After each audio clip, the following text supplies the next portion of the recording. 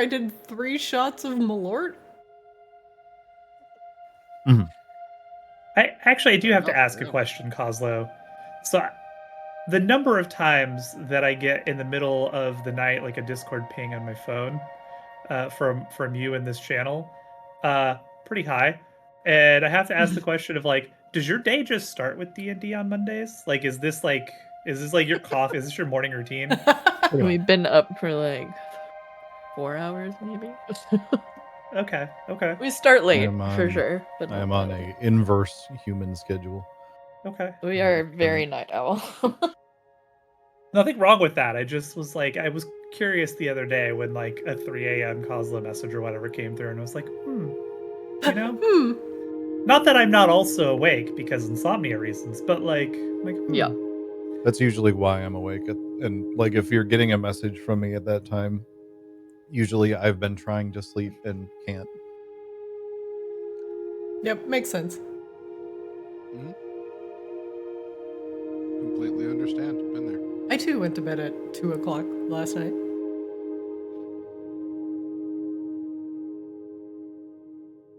In fact, C-Swab messaged me at like 1:30 in the morning. Because he has been playing retail. Ew. No. He's going through Undermine. I appreciate it. No, I finished Undermine, thank you. Oh, good. Nice. Isn't there a new expansion coming out soon? Isn't that a thing? Yep. March. March. So he's been catching up. Now that he has some time. I was trying to get him to come to Saturday Raid, but apparently CES ruined all of those plans. How dare you, CES? Maybe some Saturday you will be able to make it. Maybe? The night shift has got to be a curse. It is. I made sure I got Mondays off for D&D, so. Nice. Well, that is all I can ask for. A player making sure they actually get the day they play D&D off, scheduling around D&D. That's amazing. Etc. Thank you I for love the my Monday sub. D&D. 76 months. On me. Hey, You did. That's a level of commitment I haven't seen in a long time, but also looks fucking rad as hell. Yeah, the tattoo looks so good. That's very good. Yeah, there's I gotta go back in like a month for like to do like the rest of it. There's like a little bit more. I'm just gonna get added to it. I really love the monocle, how it's like the only thing that's red. It really stands out against the rest of the tattoo. Yes, that was a very important design choice by me. I was like, if nothing else, the monocle needs to be like bright red and stand out.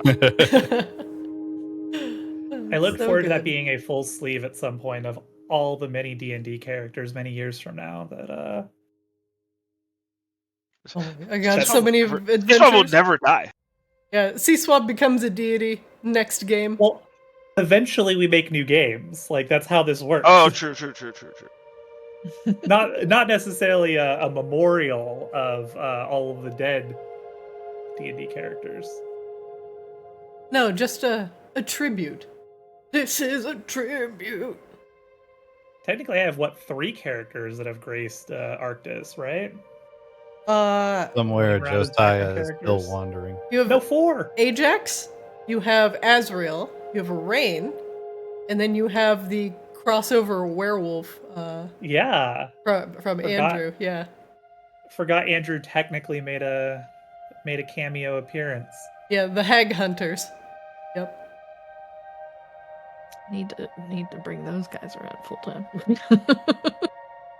Oh yeah, after unfortunately they all are dead except for Andrew. So Andrew was the only one who made the cameo. Yeah. I'm pretty sure my werewolf character is still just wandering around somewhere. Your werewolf character is definitely wandering somewhere around Russia.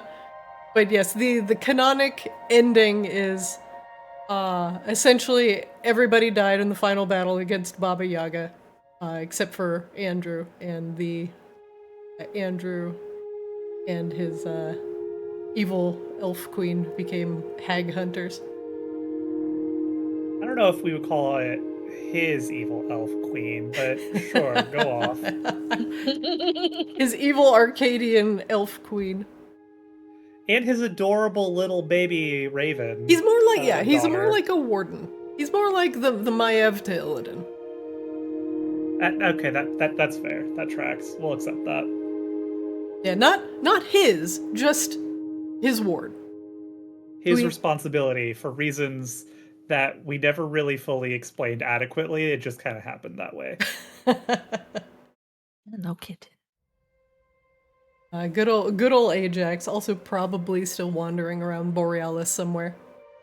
Didn't he just join with the reindeer centaur, right? He just joined up with them. He's like, fuck it. Yeah.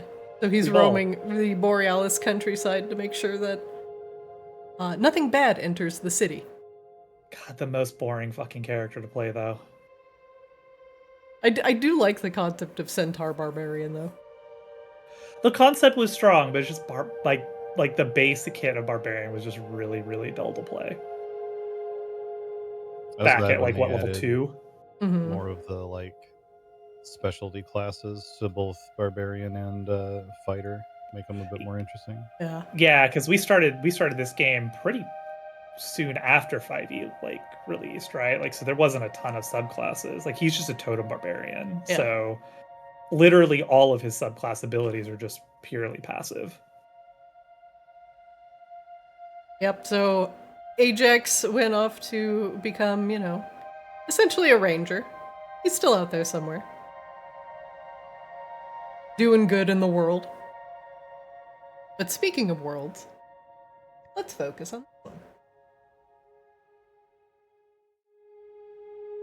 Alright, everybody. Welcome back to Arctis.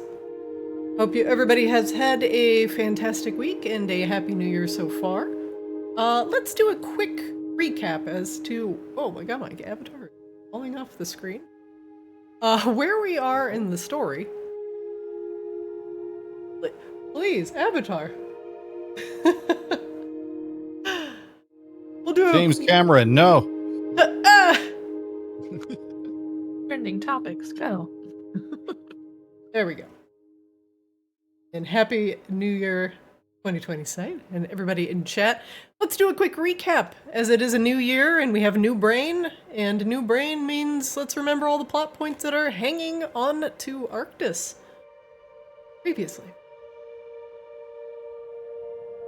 You have returned to Maginox, victorious once again. And you have 3 of the 5 Abishai essences in hand. You have defeated the Black Abishai within the furnaces of the plane of Earth. You have defeated the Green Abishai, slumbering under Feronia. And you have defeated the Red Abishai, who was previously trapped in the crystal within the Audacity. Your airship, thanks to Wangdoodle, has become a weapon of destruction, as Wangdoodle has now added these Abishai essences into the airship as an alternative power source to the Lucaris crystal. And now, 2 Abishai essences remain, white and the blue. However, heroes, you still have a city to run. In addition, you still need to reopen the City of Brass so you can access Tiamat and the Curator, who both lie safely within the 9 Hells. The Curator, he's scheming, and he wants to take the essences of the Abishai before you can, so he can keep Tiamat chained and control her, which would allow him to become the ruler of the 9 Hells.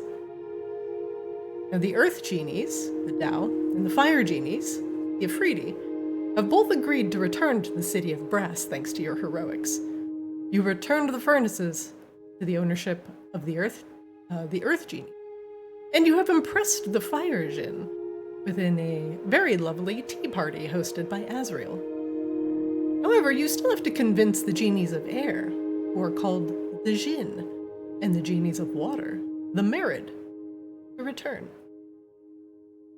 Now, if you were paying attention to the lore, you've learned that the White Abishai has traveled to the plane of air from within the Green Abishai's nose.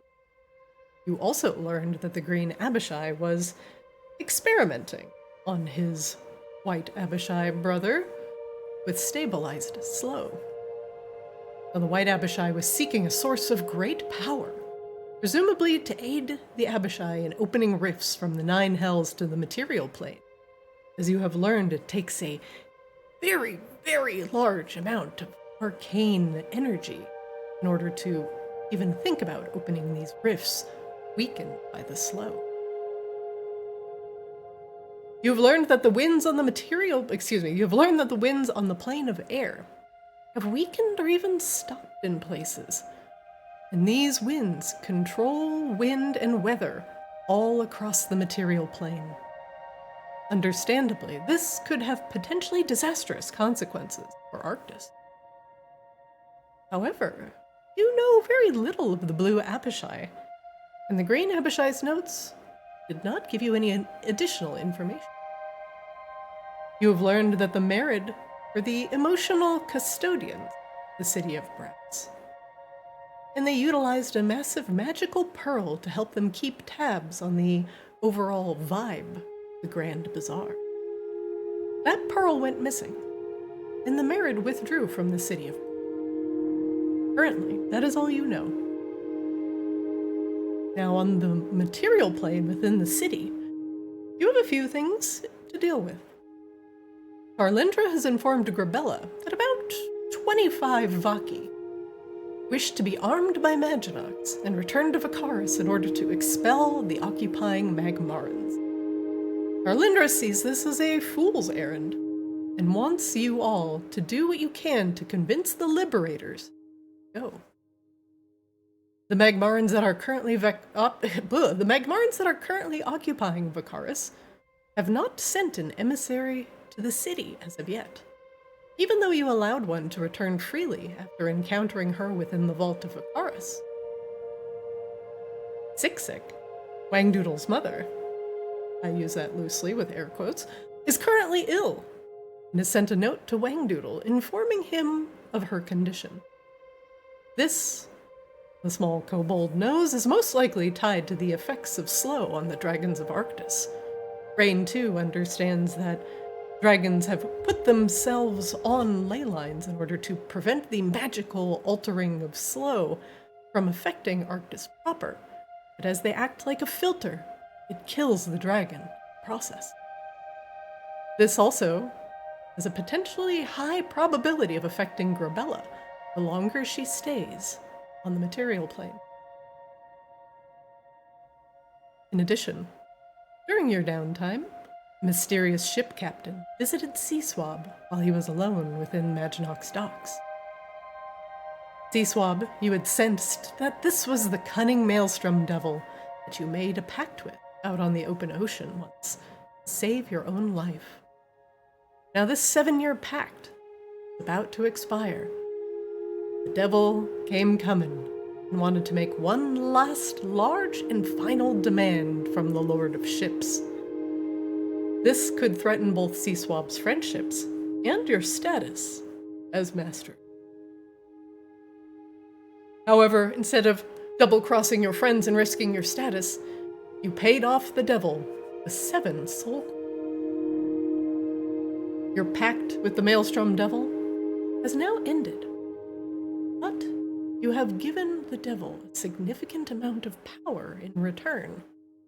This may have future consequences.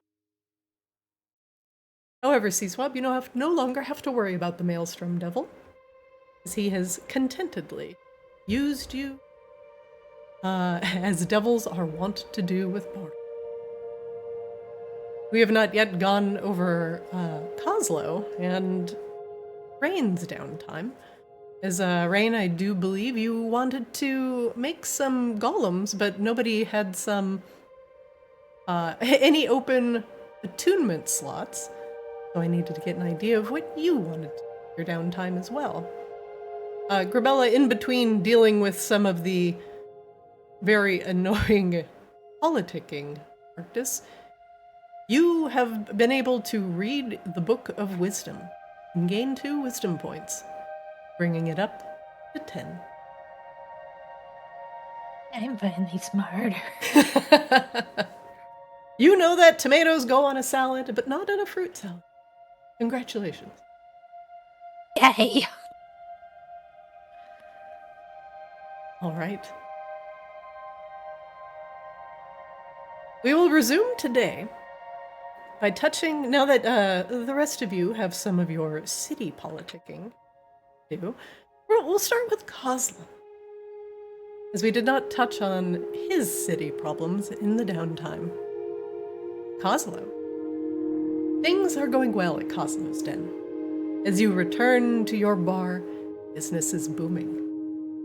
People can't get enough of the good drinks, the friendly service, and the safe atmosphere, brought to you by, well, everybody you've conscripted in your travels.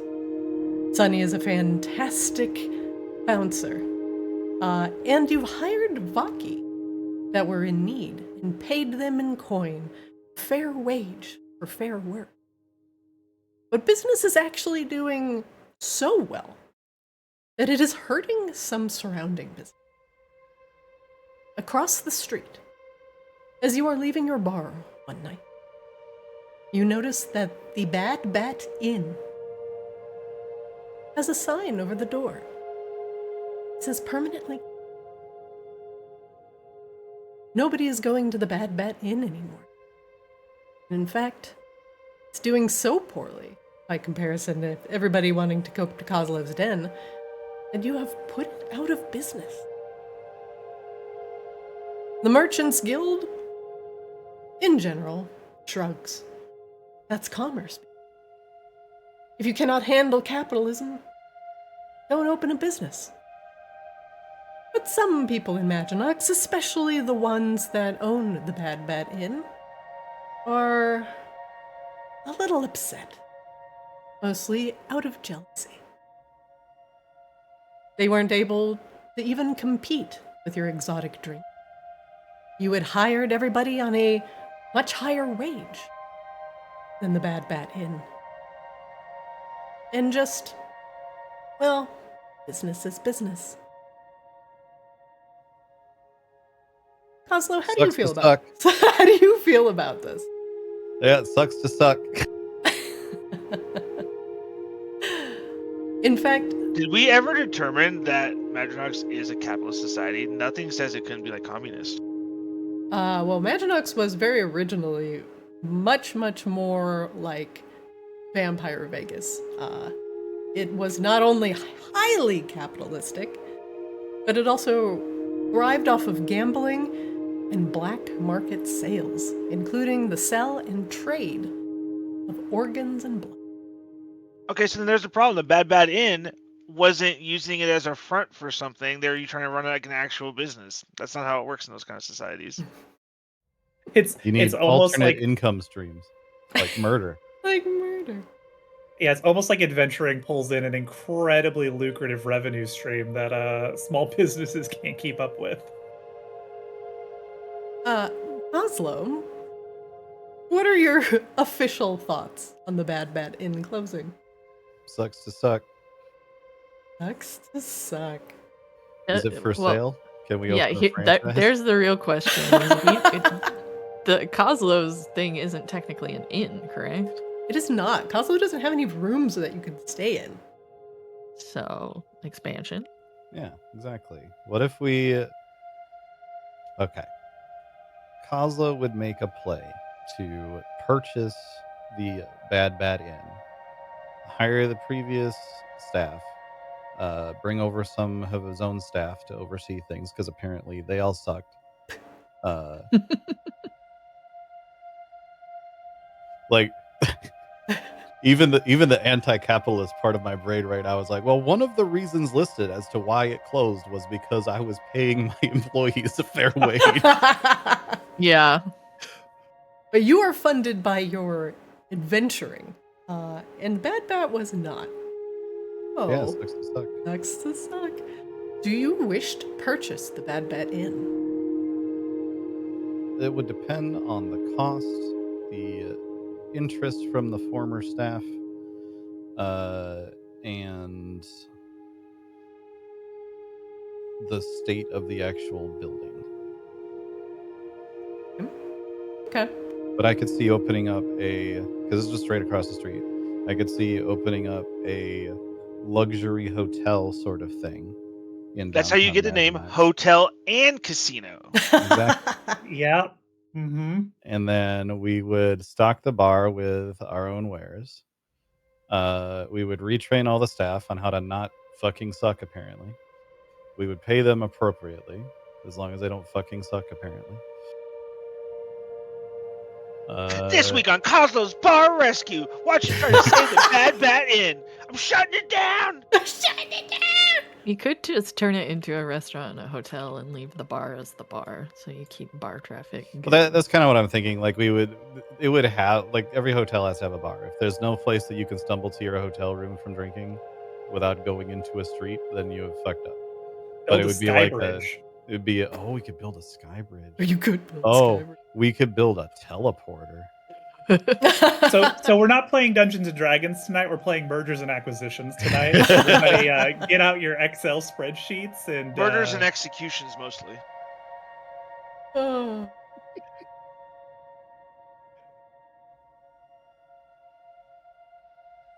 What else would you everybody like to had their do business suits. with potentially the Bad Bat Inn?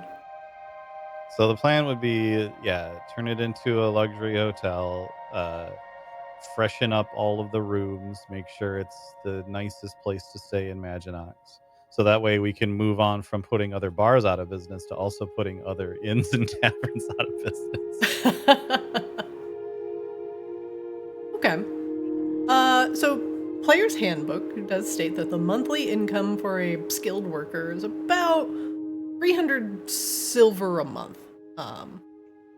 So We've been paying ours like 50 gold. you've been paying your guys way over that wage. Well, in fairness, I've been giving Grumpus a bunch of money and telling him to deal with it. Yes. And as long as the money keeps going up in the till whenever I come back, then I'm okay with it. At least you know Grumpus isn't embezzling your funds because of that. Or you don't know that he's not embezzling your funds because you have no idea. I mean, literally, we get Well, the back, Bad Bat Inn there's wouldn't have more gone money in under. there than there was when we left. That's kind of all Kozlo really cares about. Right, there's plenty of room there for embezzlement is all I'm saying. The window is large. Kozlo would probably be proud of Grumpus if he was embezzling. Alright, Kozlo, let's resolve this first. Let's check out how ramshackle this inn is. Go ahead and roll a 1d100 for me. If it's 100, the inn is in very good shape. If it's closer to a 1, I need some fixer-upping. Looks... Oh. Oh god, no wonder the place shut down. Apparently, the Bad Bat Inn has seen better days, and by better days, I mean it needs a good cleaning. There's some holes in the floor as you go to inspect the inn. The bar counter is just warped wood caused by spilled drinks, and the floors reek of dried vomit that has permeated the floorboards for quite some time. As this has been a city of imbibement, the rooms are in terrible shape. Curtains are grimy and need replacement. The rugs are unsavable, and the beds littered with bedbug. I wonder why this place shut down. It's barely being held together. You could buy this for about 20% off of the initial price that I was initially thinking. An average in the book, a trading post or small stronghold, about 5,000 gold. 20% off of that would bring that price down to 4,000. Or excuse me, yes, 4,000. I can't brain today. As for the staff, they do want to be paid a much better wage than they were being paid at the Bad Bat Inn. They were being paid about 300 silver a month. If they want to come back under your rule, they want double that. Do you accept? Real quick. Minus the owner, sorry, there are 5 people interested. Is C-Swab also there with Kozlo when he's doing this? Kozlo would definitely for anything contractual. Kozlo would definitely be like, I need my contract guy. That's So, okay. Yeah. Then if you request him, he will definitely be there. Yeah, I would have. So Seesaw would definitely be like, he would definitely like Seesaw would definitely push for 10% more off, but be willing to negotiate down to 5%.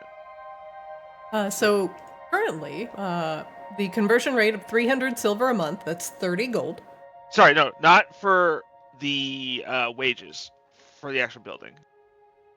Oh, Being that it was in such bad disarray and left as is to rot by previous tenants. And who else is going to buy it?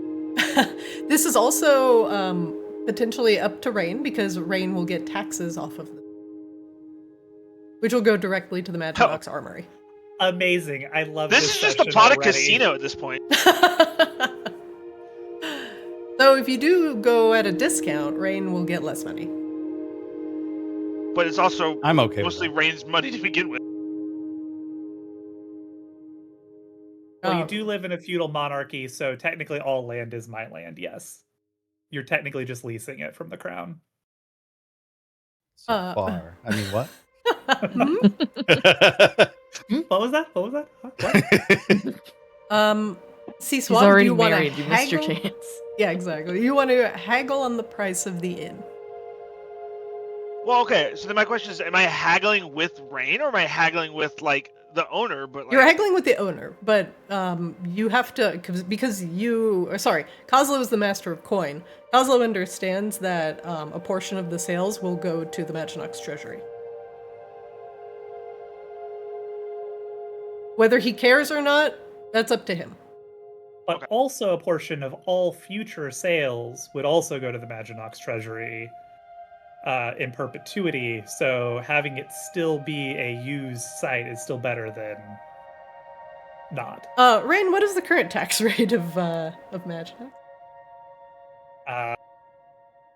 I don't know. Let's see. What is an average feudal tax rate? Let's look it up. Average, let's see. Average Probably feudal less than what we tax pay to rate. Native Americans. Let's see. I'm getting so an average tithe, perhaps something like 20%. A plot tax, which would be probably close to what this is probably closer to 5 to 20%. And yeah, because like tithing is kind of like what you actually do in this type of environment. And then obviously like, so the idea here is, Okay, I got it. I got it. So the Okay. idea would be that so C-Swap is going to negotiate with the owner for the price of the property be less. C-Swap will also attempt to bring up previous instances of him, aka dropping Kozlo in the pit with his adamantite armor, as reasons to why the tax to the treasury should be a lower percent than normal. So I'm double. That's a conversation between you and Raine. That's fine. The best part about this is that actually, as the Lord of Coin, Kozlo is actually responsible for tax rates. Well, Kozlo, as Lord of Coin, do you want to pay less taxes? Keep in mind that these taxes that Raine gets also goes back to Kozlo's den. Okay. Paving your street. Guards and things like that, keeping Kozlo's den safe. Here's what I'm thinking. We frame the whole thing as a downtown Maginox rehabilitation project. Anyone who purchases a business and renovates it in downtown Maginox gets a small tax break. I just happen to be the only one that can actually do that.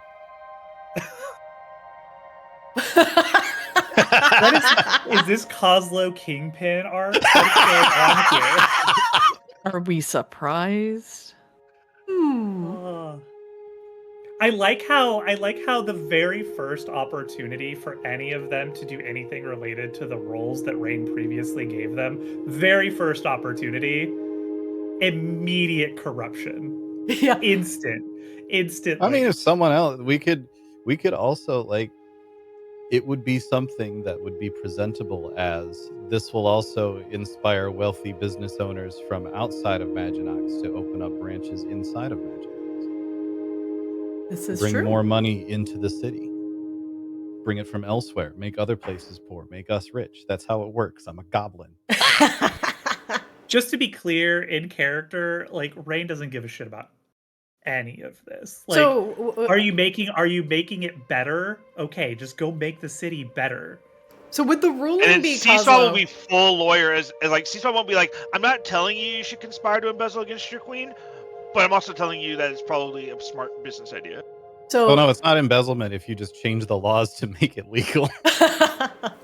so Fair Kozlo, since you are the Lord of Coin, do you want to submit a bill, essentially to Raine, that says anyone from outside of Maginox wanting to open a business within Maginox gets a tax break on purchasing a new building? It would not be specifically anyone from outside of Maginox. We would assume that's where most people that are capable of purchasing these businesses are coming from. Yeah. But I'd want to make sure it's left open to people inside Maginox as well. Okay, so it's just in perpetuity, Uh, or new purchasers, new business people only. we'll have it be a program that runs for the next year. And next, okay, so it's stimulus. Exactly. We're stimulating. Oh, good. We're really good at that. We're stimulating Kozlo's. We're stimulating the economy. Okay. So for the next year, anyone who opens a new business in Maginox gets what? 20% off the purchase price of a building? Does that include anyone that is renting? They have to purchase the building outright. Let's say that this applies largely to renovation projects. So if an existing building with an existing tenant wants to renovate, they can receive some sort of stimulus to help assist with the renovations. If someone is purchasing a building that is currently derelict, or a building that is for sale and intends to renovate it and make it fancier than it was before, because the idea is it's like it's a gentrification project basically. This is we're gonna make downtown Maginox the Vegas Strip. Okay. So if someone already owns a building there, or if they're leasing and they want to, or they're renting and they want to renovate it, and that is allowed in their arrangement, which is between them and their landlord, then they can also benefit from a lower tax rate. The cost of the building would still be up to the original owner. Okay. Kozlo and Seaswab, you both submit this to the Maginox Merchants Guild. In attendance also are many of the vendors of Maginox, many of which you have purchased products from as well. Griselda, the tailor just down the road, all of the merchants from the Bazaar. Even Annie's Weapons and other merchants along the Maginox streets. Kozlo and Seaswab, you can both roll persuasion with advantage. We're gonna take the highest roll here.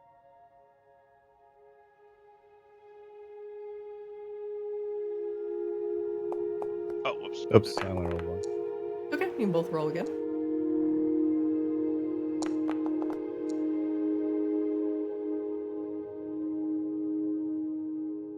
A 19 and a 20, that's not bad. Pretty good. You submit the Maginox improvement, aimed at those merchants who want a little bit of fixer-upping in the wake of the loss of the the vampires of Maginox, and now that the city has turned over a new leaf, it's time to improve. Time to focus on the businesses. The Merchants Guild agrees. And you can take an additional 20% off of the purchase of the Bad Bat Inn. That would be another 800 gold, dropping the price down to 3,200. Also, you have gained additional approval from all of the merchants that are currently on the streets of Maginot.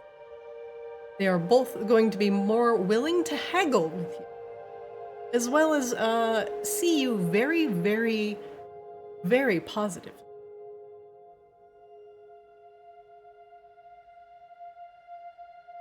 They are also going to unlock new and very rare wares for you and your party.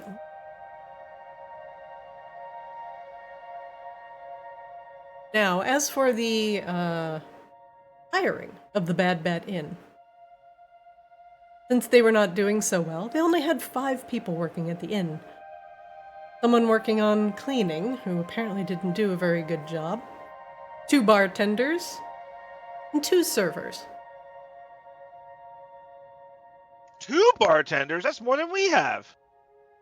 That's wild. Wild Well, misallocation of resources. We have a bartender and several servers. Mm-hmm. 'Cause The most people owner are sitting at tables. does instead of messing not with want to be a part of the rehiring process. He would rather just sell the building. Aha! So it was an ownership problem. He just wanted out. He was just phoning in those last couple years. Exactly. Each of the 5 former employees of the Bad Bat Inn want 60 gold a month.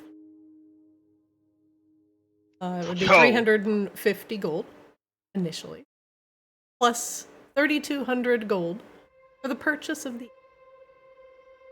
It's 1,000 silver to 1 gold, right? No, it's 10 silver. It's to a 10 to gold. 1. Oh. They're making how much 100 silver? 300 before. 300. So Yes, this is double. This is doubling double. their wages. Yes. I just converted it to gold. Smaller. So 30 gold a month. Oh, excuse me, they want 60 gold a month. They were making 30.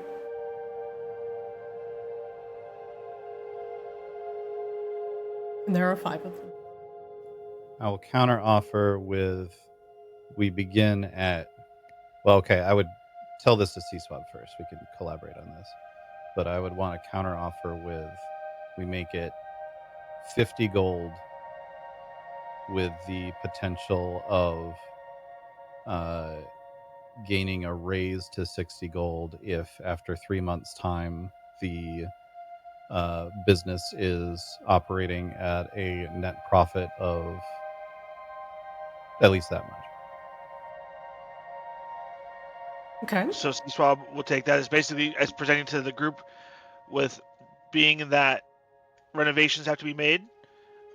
He would offer Kozlo's counter, basically being like, and make sure until it's like back up and running correctly, and we get more people coming here, we can't justify that wage.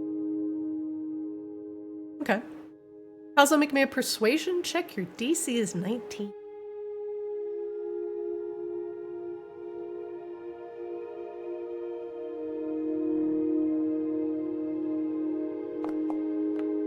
Oh, Fuck. they decline. They decline strongly. In fact, one of them leaves. You only have 4 potential employees now. That's fine. If they didn't want to make 160% of what they were making previously, like we can find other employees. It's fair. Fair. Yeah, who is their union rep? Like, Unions what the fuck kind of offer was that? and Maginox? We've encouraged that from the beginning. Azrael did try to unionize the zombies. The 4 remaining had 50 gold a pop. They're waffling. They counter with 55 gold, but they promise they are going to be extremely hard workers. Plus, they know that the owner of the Bad Bat Inn is they tell you that the owner of the Bad Bat Inn is going to try to do something shady to Kozlo's den in order to harm its reputation. Good intel. Now this is what earns you more than 50 gold. Right there. This is how you skip the line. They tell you that the owner of the Bad Bat Inn knows that a certain ship carrying rare goods, rare foods that Kozlo's Den currently serves, they're planning on sabotaging the shipment. Okay, well, we arrest them. Yeah. They are now. We will notify the guard and get the former owner under arrest, and we'll take his place for free now. Yeah, now you just buy a distressed property directly from the state. Mm-hmm. Oh, and who's the state? And that will, if the result of this is we get a lower price on buying the building, I will happily pay them 60 gold. Okay, Kozlo, roll me a 1d20.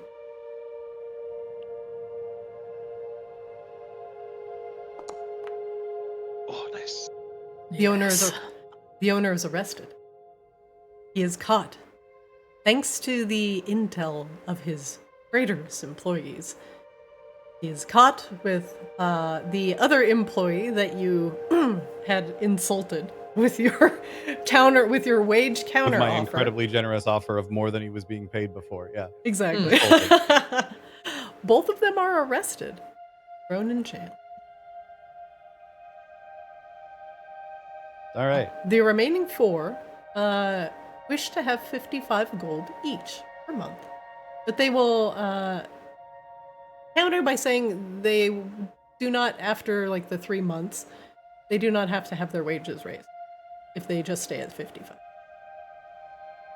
So they're Seaswell will definitely counteroffer- Seaswell will definitely tell Kozlo, like, I understand that in this situation you happily take the acceptance of the lower thing, but Seaswell would say the information and the loyalty should at least be rewarded with them having to take a 60 instead of 55.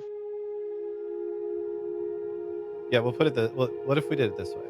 What if instead we said, okay, we'll pay you the 55, and then we'll have a one-time bonus for everyone at 3 months if the business is able to turn itself around and start generating profits again. They happily agree, and they say they will work on making some flyers and working the docks area in order to generate more business for the Bad Bat Inn. But they also suggest a name change for the Bad Bat Inn to show that it's gone under new ownership and potentially a new leaf. Seaswell will also remind Kozlo that was a good idea because in 3 months, if they haven't quit after having to go through training with HR. HR. The chaotic neutral Bat Inn. Not technically bad, but definitely not good. All right, so Kozlo's Den and breakfast. did we agree at 55 gold a month? 55 gold, yeah, that's fine. Okay, for 4 people, 4 employees.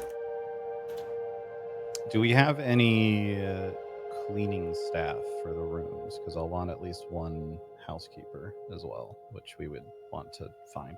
Only 1, but they are a bit on the old side and a little slow. Do you want to keep them on, but they'll take more time, or do you want to hire somebody else? Hiring event! I think for the optics, we keep them on, but maybe we get them an assistant. Yeah, assistant. Okay. So we'll go up to 5 employees. It's the Madronox hiring event, sponsored by your master of coin, Kozlo Greenfinger. And I'm kind of waffling whether it should be named Kozlo's anything, partially because I don't necessarily want the visuals of the entire downtown being Kozlo's something, and also it running as a separate business it'd be good for people to be like, oh, I fucking hate drinking at Kozlo's Den. I'm gonna go across the street to definitely not Kozlo's, also definitely not dead. Hey, that's how it works in Vegas. One place, Yep. just owns all the hotels. They're just named slightly differently. Technically, 2 people own the whole Las Vegas Strip. 2, just yeah. saying. Okay. Let me float this idea. We name it something as a joke of like an Olive Garden, but it's actually also a home.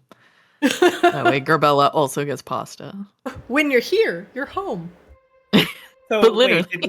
did we just invent multinational conglomerates here? Is that what we Yes. just did? The first thing I thought Yes. is we are now a conglomerate. Yeah. So Maginox in 20 years is just going to be owned by Kozlo, PepsiCo, No, it's Johnson gonna be Johnson. Olive no, Garden. it's gonna be listen. Garden restaurants. This whole campaign will be owned by Disney. Oh, good God! I just wanted an Olive Garden pun, but yes. When you're here, you're here. When you're here, you're hungry. Kozlo, there's no shortage of Vaki waiting to be employed. Also true. You easily hire Hiring the another Vaki would employee. be a big thing. Is Kozlo like the one company that everybody wants to work for? Like, Well, you currently know, he pays extremely well. it's like Blizzard in the mid 2000s. Until he starts going off on No, they never Twitter paid about, extremely like well. how the Earth is flat and shit like that. Then like he'll need to get a PR team. But Kozlo, What if we once he goes call it- full tech pro, what do you call the new inn? As an olive branch, garden branch to the Vaki. What if we called it like the Cavern or something? Cavern. Okay. It always talk to Charlinda about figuring out some hot spring bath things too. Oh. Yeah, Yeah, what if we turn it into an inn and spa? Yeah. Oh. the steamy cavern. If you wish to The turn it grotto. into a spa, you will definitely need some pipes. You will need to hire some specialist Vaki, including Charlindra, in order to properly install pipes that will flow from geothermic vents underneath the ground, directly into the inn. This will take some time, but it would make the cavern a very unique fixture in the city. Because this is a specialty thing, and you would have to hire a bunch of people. Let me do some math here. 1 sec.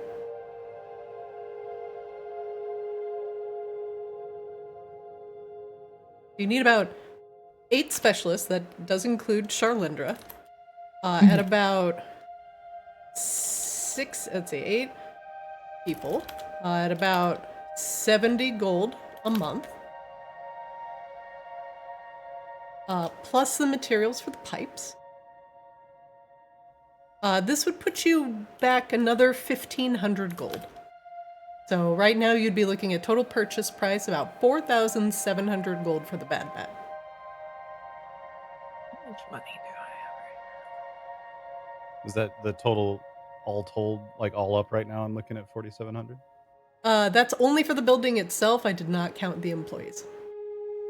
But right now it's 55 times 5 for the just people who are managing, plus the 8 specialists that will be installing the spa pipes. And they're all going to be Vaki. To throw in 10k gold towards this.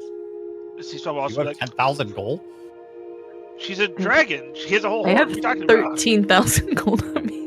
Before I'm trying to figure out what the number we're looking at, like all up. Yeah, Sea right. Swab will all offer together? you some gold in Yeah, let me do exchange for percentage of your company. This is a very good offer. Okay, so we're at 55 times 275. 5. Then 8 times 750, so it's 560. 275 plus 560 plus 3,200 plus 1,500 for the pipes. You're looking at 5,535 gold. Okay, I have. I can give you 2,000 gold easy. I have 8,700. Yeah, I have 8,300, and that's not counting my platinum. Okay. I mean, if you guys want to pitch in, you're welcome to. Yeah, Grabella would offer to go halfsies with you just because she wants to support the Baki. And Charlinda having her dream project all at the same time. So. C-Swab will go, like, he'll take like 10% off of each of you, so it'd be like a 40-40-20 split. C-Swab would be the 20. How much does that make that? Also, Kozlo, you would have to decide if you want Grabella and C-Swab to be co-owners because of their donations. I would like to be a silent partner. Do you want a plaque? Nope. No? Nope. I don't need any glory. I just need my money. What about you, Grabella? Do you want a plaque in the wall? Like the spa brought to you by Vakaris? Brought to you by Grabella? She'd rather have it be Charlinda's thing than her thing. I mean, some of the Baki don't like her, so. Charlindra Lifetime is like supply of pasta. Charlindra is so overjoyed at this prospect, it almost makes her forget about the Vakaris refugees wanting to go back down to Vakaris. Exactly. It's like, hey, she just dangles the treat in front of her face. You want to work on your dream project instead? What? Okay. Huh? So I have multiple thoughts here. Number one, I will take a max of 20% from the both of you, so that way I maintain 60% and I'm the majority owner. Number two, if Charlindra is coming in as like the overseer / manager, I guess, of this place, is that what we're talking about at this point? Charlindra would only manage the project of installing the pipes. Okay. Yeah, and maybe running the spa, depending. We can cross that bridge once there's water to put it over. Yeah. Okay.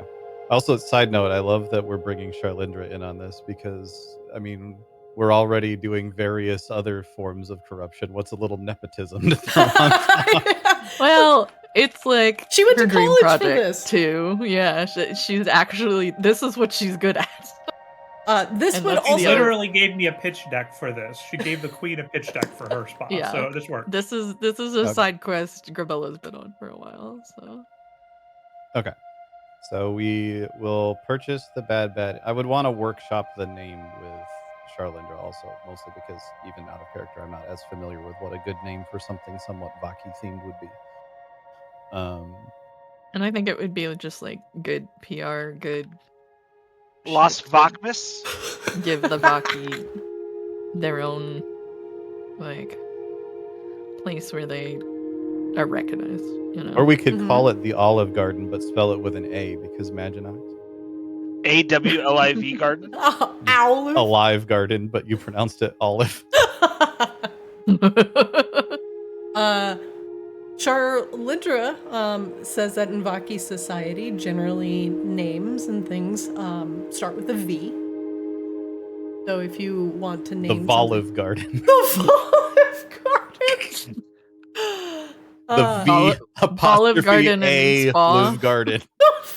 The Volive Garden and Spa. Wait, so Volk is den. Volive? No, like Vaki. So V''A. The Volive? The Volive Garden. It's French. Volive? It's French. Ah, yes. The Volive Garden? Like that? It's classy. Perfect. This has turned out better than I imagined.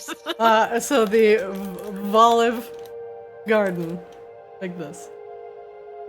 Yes. When you're here, Perfect. what's your slogan? When you're here, When you're here, this is our slogan.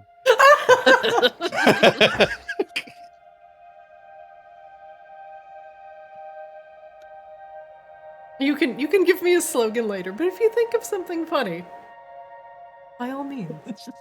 When you're here, tip your servers. You should have a Right different about. slogan for every section of the establishment. So it's like when they're at the bar, when you're here, you're thirsty. When they're at the diner, when you're here, you're hungry. When they're in the spa, when you're here, you're sweaty. You're sweaty. Exactly. You're moist, as Kozlo Yes, would undoubtedly exactly. say. When you're here. When you're here, you're moist. Oh wait, wait, hate it, hear but- your voice. Okay. I knew he was going to say it if I didn't. So. And so then I said it anyway. So this is a bar and grill and hotel and spa is what's going on here. This is just a Vegas resort. Yeah. Mhm. Yep. That's the goal. Turn it into a resort. Yep. Okay. Okay. This looks pretty good. Now, for the money part. Even though the owner is currently in jail, you still have to pay him for the building. Wait, I thought we like seized him with like eminent domain. That's He was Raine? attempting to commit an act of terrorism against Maginot's shipping lanes. I mean, once convicted, I don't think he would have property rights anymore. But his property, as a feudal society, would defer to whoever the lord over the land was, which in this case, yeah, would be. It would Basically, be Eris. I'd like to pay Raine instead of this guy. If you I take- mean, you would pay Maginox. So like Raine has her own fortune entirely separate. I have no idea how much money Maginox has, to be clear. Me either. Master of coin, by the way.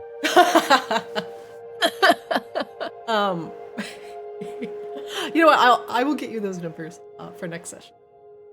Currently, Maginox does not have a lot of. Remember, House Lunesti was rebuilt pretty much out of rubble, and they have spent almost all of their funds just trying to rebuild their house because House Vicatus just reduced it to a pile of rocks. So Maginox is not currently a rich city. Only the individual owners, aka Kozlo, are really making a lot of money.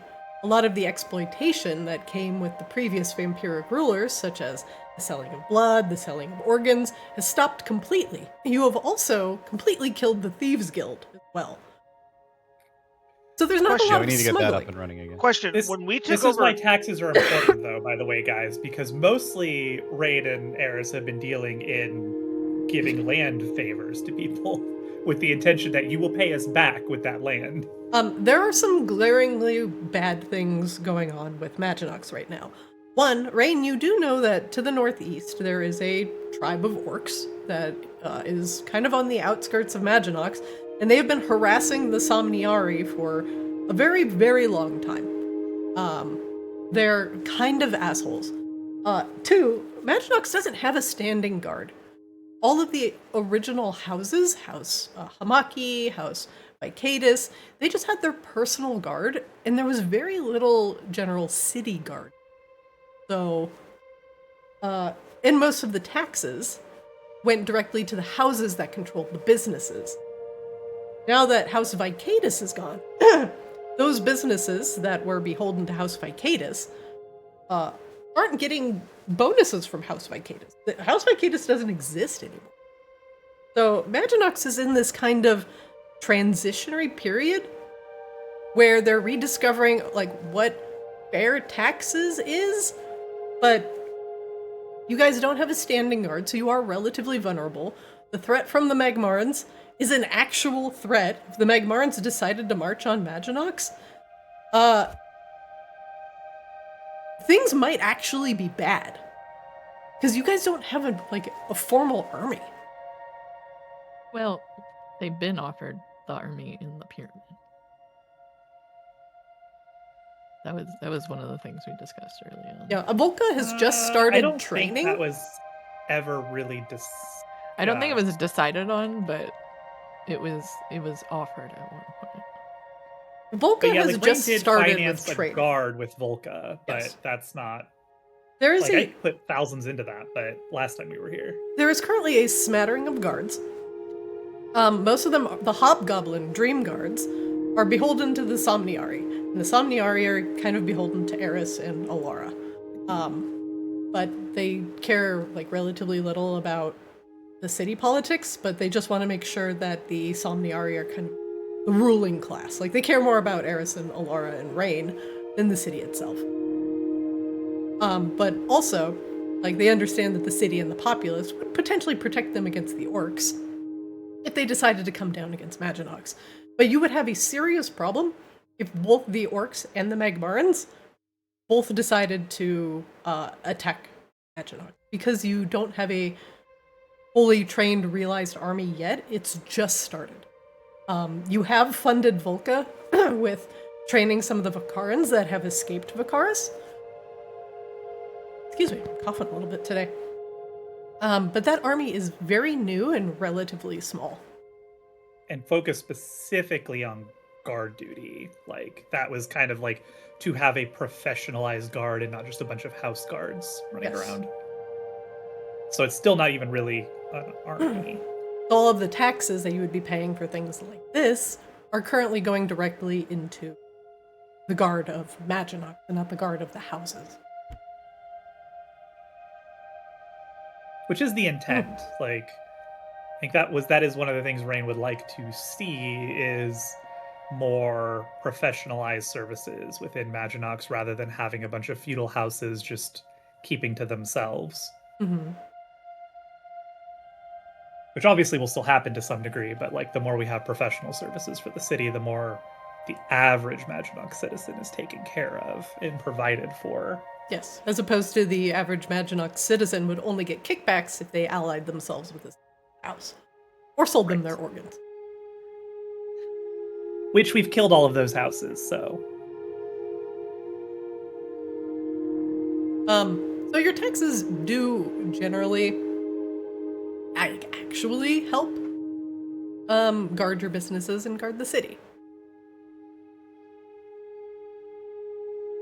But the most important thing, this is something I stressed when we were going over things like the Maginox docks.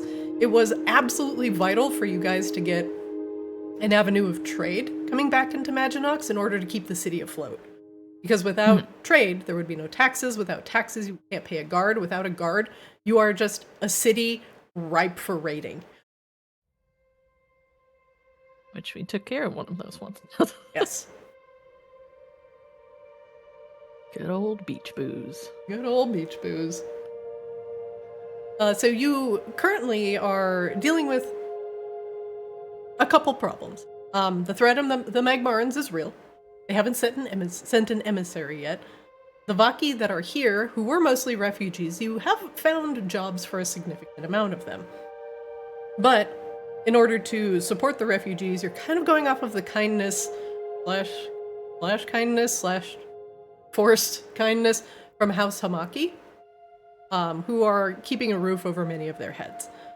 Kozlo has employed some. Deskab Goblins has employed some. But a lot of them still need work, place to sleep, things like that. Maginox doesn't have a huge treasury right now. It is slowly growing because trade is increasing. Also, if C-Swab had chosen the option to allow that boat from Maginox to go ashore to the Maelstrom Devil, this would have very much hurt your supply of trade to Maginox and essentially the whole city. So it's a good thing that we didn't go that way. Good job, Master of Docks, or Master of Ships. So back to the task at hand. Kozlo. All right, Kozlo, I didn't fuck up, so you better not fuck up. I'm just kidding. That's very mean. So then, in that case, knowing all of that background, yeah, somebody who's convicted of a crime, 100%, like, their property is seized. Okay. Yeah. Okay. Like, that's not even terribly punitive for, like, a feudal society. That's actually, like, we're not cutting off his fucking head. Yeah. What do you think is an appropriate punishment for the goblin that wanted to tamper with the food going to Kozlo's den? What did he He was a goblin? specifically, what was his specific goal? Like, what was he trying to do? Was he trying to spoil the food so it would make people sick? Yes. Or was he just trying to, like, toss it overboard? Like, is it a property crime or is it an actual, like, victim crime? He right? was Like, trying to add a liquid additive. Essentially poison the goods, not kill people, but make them sick enough that they would never want to go back to Kozlo's den. It would essentially give them just horrible vomiting and diarrhea. yeah, straight to jail. Straight to jail? Straight to jail. Like, honestly, like, I know we all live in, like, 2026 or whatever, but, like, I'm pretty sure, like, in 80 feudal society, that would have been 100%, yeah, off with your head. So the fact that, like, yeah, he's going to go to jail for a while Okay. is probably too lenient.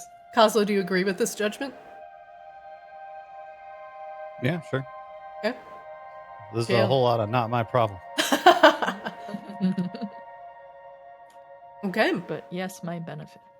And I think the only reason Raine wouldn't have him, like, actually executed, because again, poisoning people, even if the intention is not to hurt, like, kill them, that's still very bad and very against current Maginox laws, especially with, like, everything we've dealt with the vampires and stuff in the past. Like, the only reason I think Raine wouldn't have him executed is the propriety of this whole other separate thing that's going on, right? Mm-hmm. So we'll give him a chance to not be a shitheel and maybe get out of prison at some point. But if he dies in prison, Raine's not going to be sad. Like, let him go there and be forgotten and rot. If There's 2 of them, by the way. Oh, there's 2 of them. Oh, he had an accomplice. Right. Well, How long do you put him in jail maybe for? years. How many? I don't know. Roll a d20. Let's find out. Roll a d20. Oh my god, it's a Damn, big tell die. the Damn! 8 years with a chance of parole after that point. Otherwise, indefinite. Okay. 8 years. Because we don't have a developed legal system. We make shit up on the spot.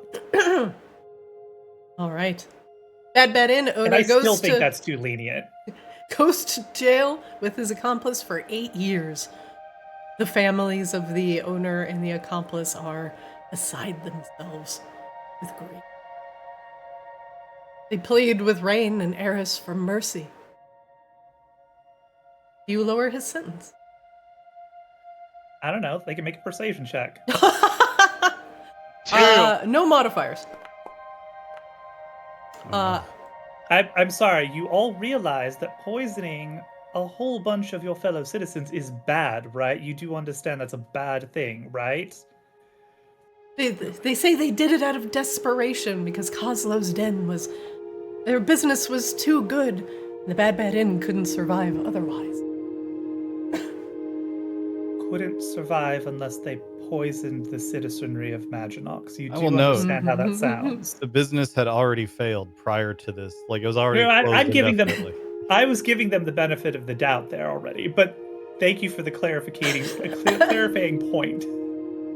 Oh no. I mean, They don't provide a very good argument. They just beg for mercy. Raine could come up with some very creative fairy punishments that she's capable of enacting, but not on the spot. So we're gonna say 8 years for now, unless there's a compelling argument put forward as to why they should be let free. Like, they can't even put together an argument of like, oh, we need them to provide for the children. Oh, like what? Come on. The last thing that they beg for is for at least the portion of the sales of the Bad Inn to go to their families because they now have nothing. They would be destitute. How big are these families? Let's see. The goblin has a wife and 8 children. Yeah, well, that's not income, so yeah, it's fine.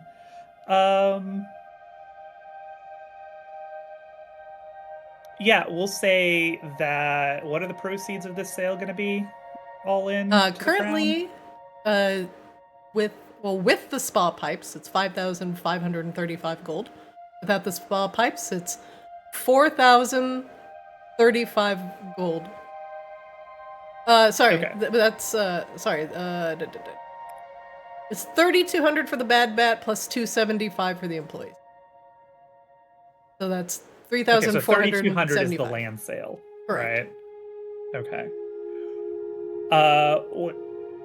We will put 200 gold of that into a trust paid out over a year to the wife of this goblin to care for herself and her children, but we're not starting welfare yet here. Like, that's not, I don't think we're there yet.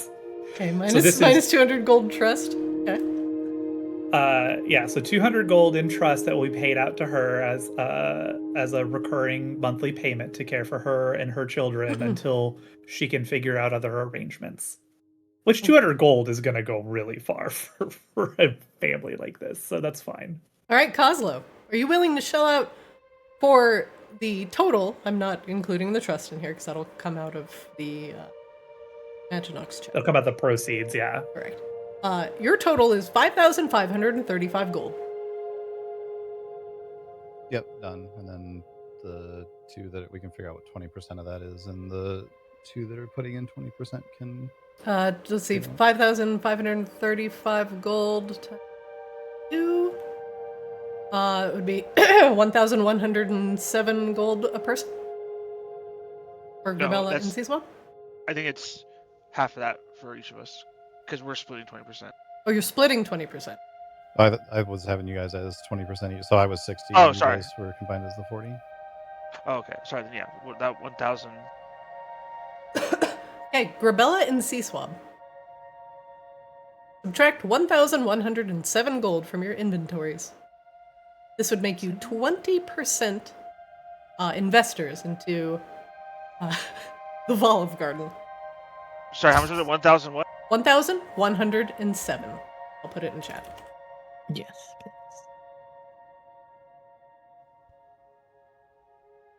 And then it'll be the other 60% from my pocket will be 3321.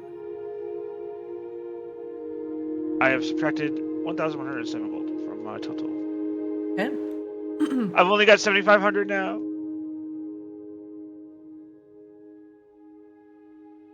Raina's like 30,000, so. Yeah, so I'm just a poor bird lawyer.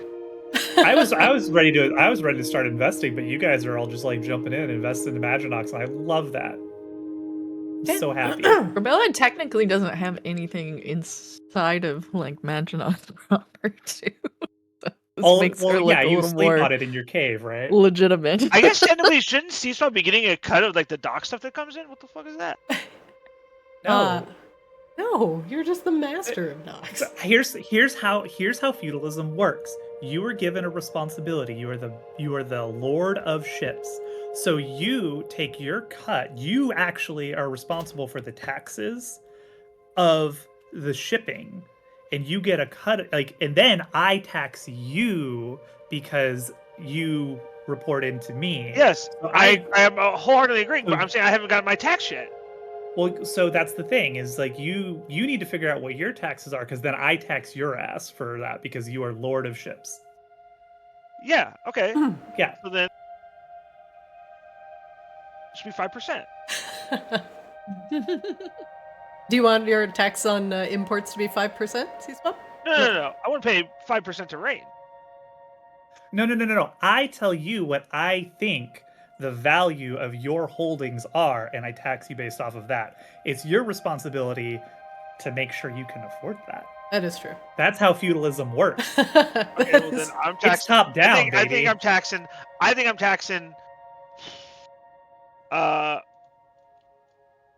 You know, I'm doing 15%. I feel like most people in my position would do 20. I'm doing 15. That's probably reasonable because I would probably tax you around like 10%, so it gives you a 5% profit. Yeah, that makes sense. Okay. And then technically, like peasantry doesn't pay taxes because the assumption is that they put the money back into the system to the people who do pay taxes. So peasantry pays with goods and services. Basically, is how their taxes work. There's not like an income tax or anything like that. Honestly, kind of a progressive tax scheme in the grand scheme of things. Yeah. Compared to our capitalist hellscape. Kozlo, 20% of your sale goes to the crown.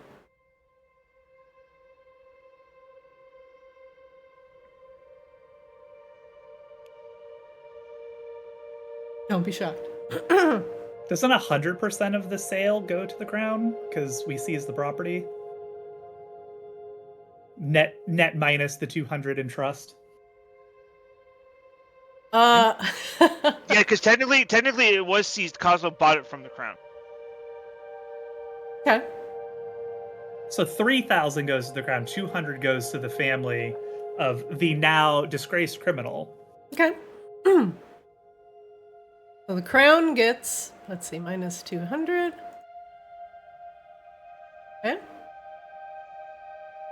3121 to the crown. I'm gonna write this down. Okay.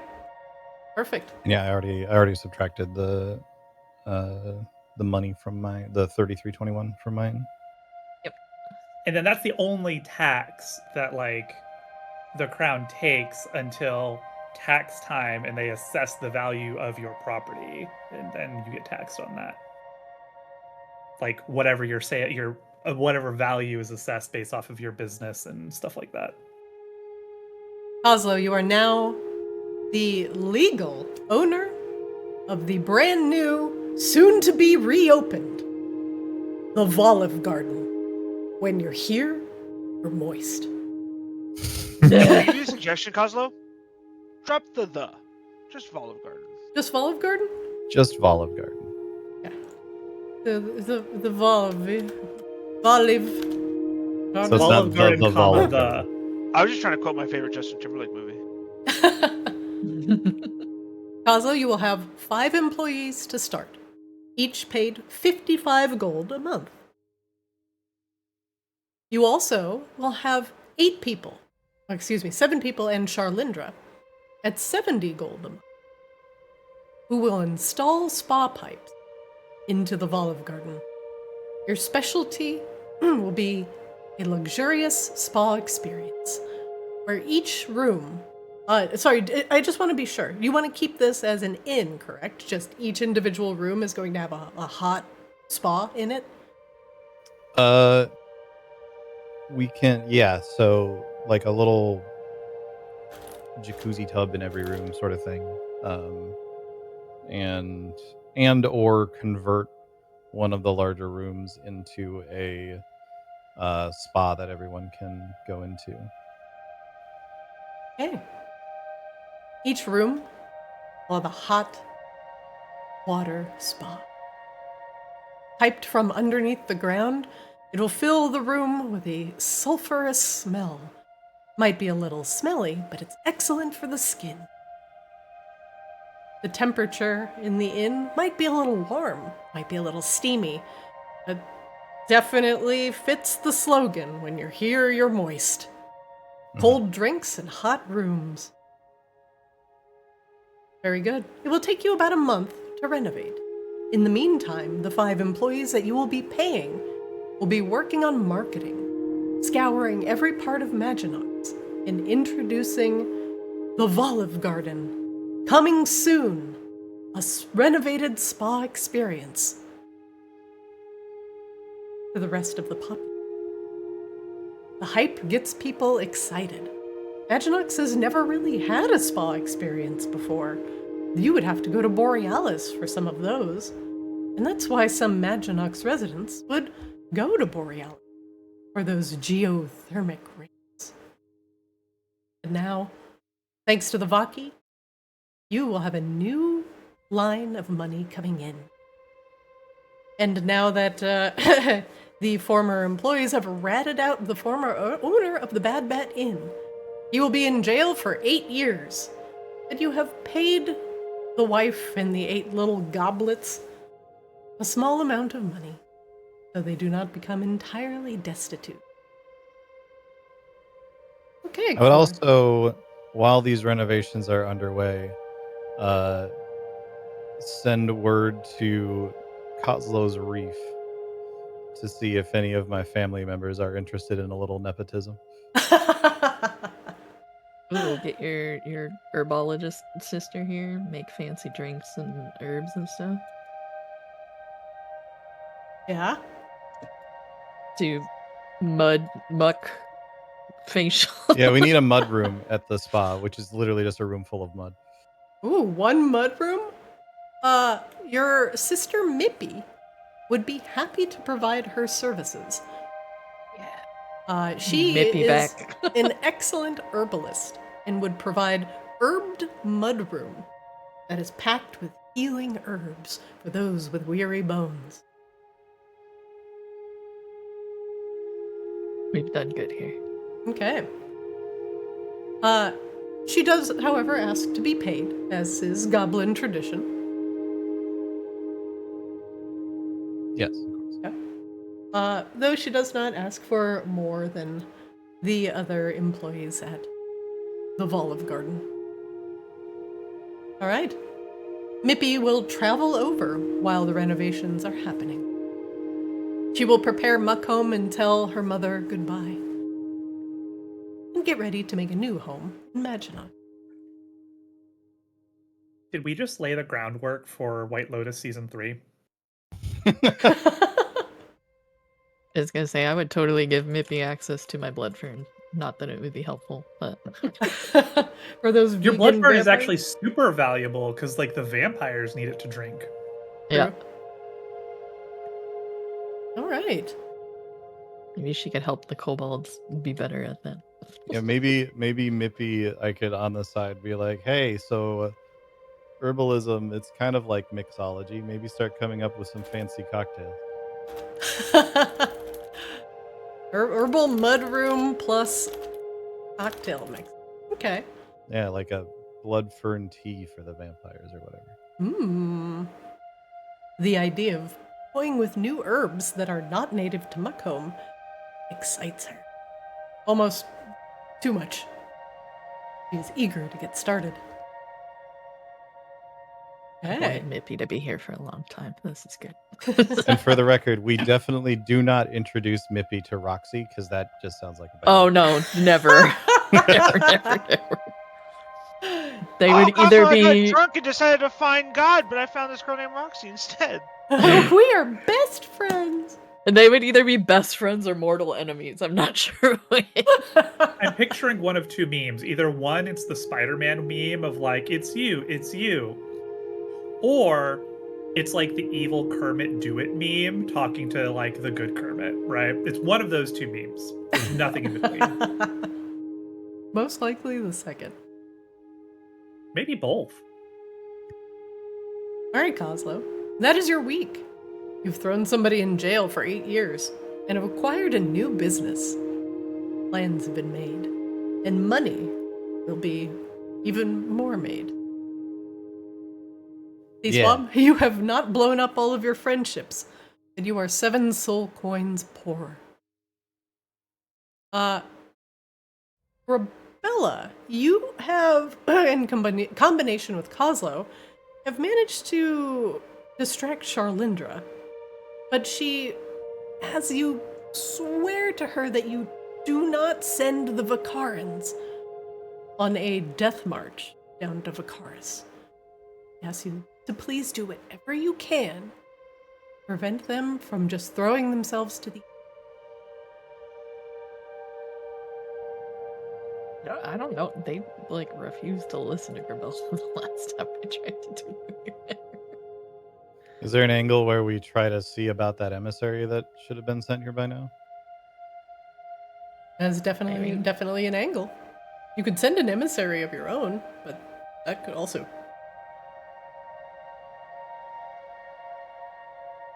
It's up to you if you want to risk it. Do you propose that as a counter option? Perhaps send an emissary first?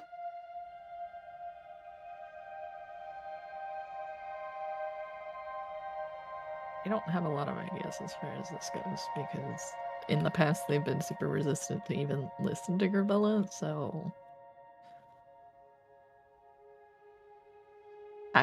I'm taking any and all ideas.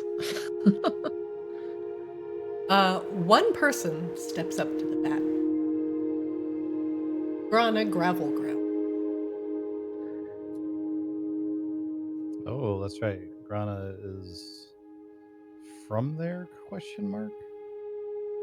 She lived in Vicaris, but she knows Magmara. She has been rather enigmatic about her origins, but initially she lived within Vicaris.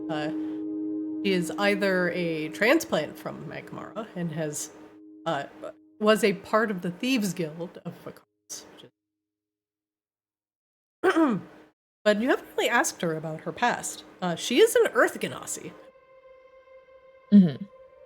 I thought she went off to go deal with something. Is she back now? I thought she went off to specifically spy on what was going on in Vicaris. Yeah. That's what I thought she specifically left for a few. I That is- remember it was in. That is correct. What's his face's place? The restaurant. That we had. So that yeah, maybe we conversation. see what she brought back. Like if she brought back any useful news or intelligence. At least on the current occupation status of Paris. He says that things are looking rather grim. Though the Magmarans don't look like they are going to march on Maginox anytime soon, they are setting down foothold within Vicaris.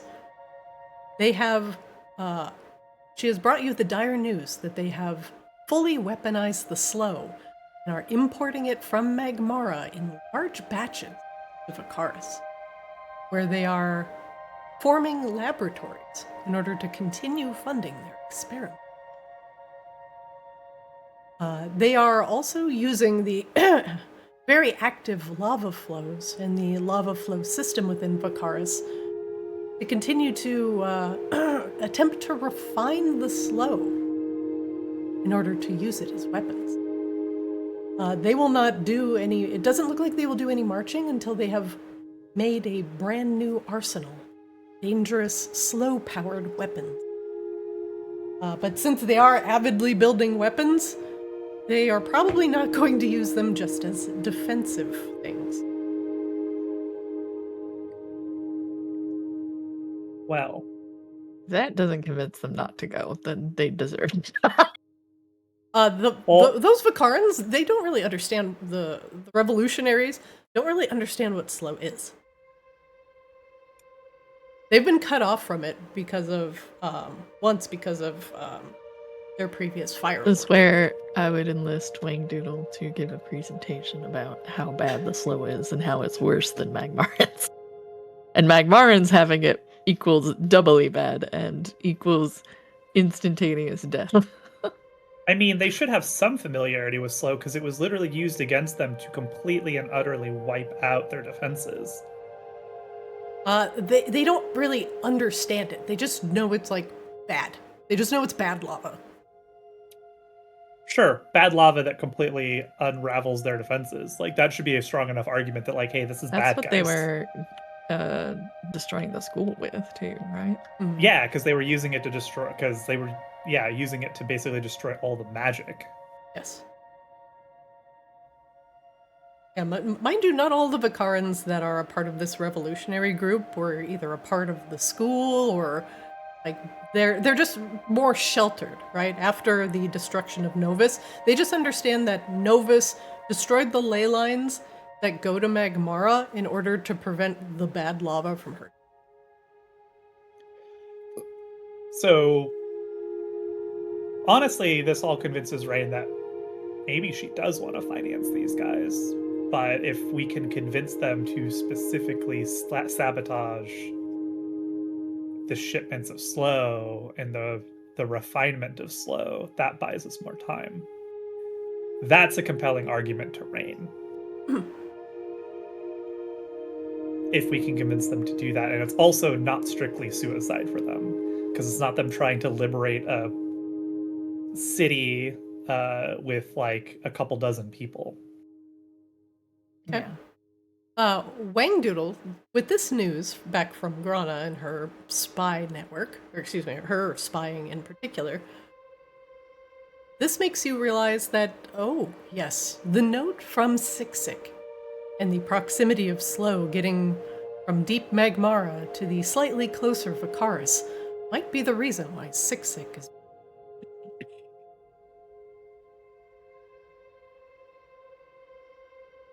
Great.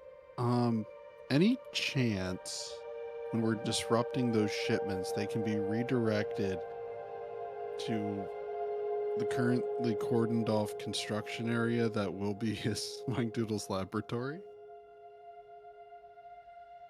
You can never have too much extra stock, you know? Grana says it is a lot of Slow. Like, we're talking like barrels upon, like hundreds of thousands of gallons. if lava is measured in gallons. If you bring it directly to the surface, it will cause Sick to become sicker, and Grabella will start filling. No, then we don't want to do that. And it would be a darn shame if those containers holding the slow sprung a leak anywhere.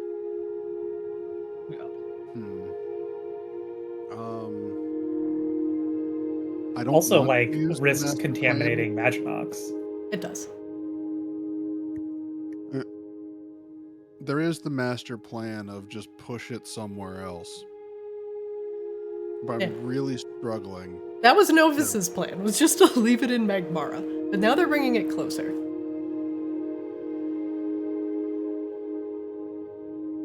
Like, I still think our plan is still a good plan. We just need time to enact it. If you want to send those the Vikaran freedom fighters to specifically sabotage the very large shipments of slow, that may be a much better idea than sending them directly head-on into the Magmaran army. And at the very least, slow down their weapons production. Slow down.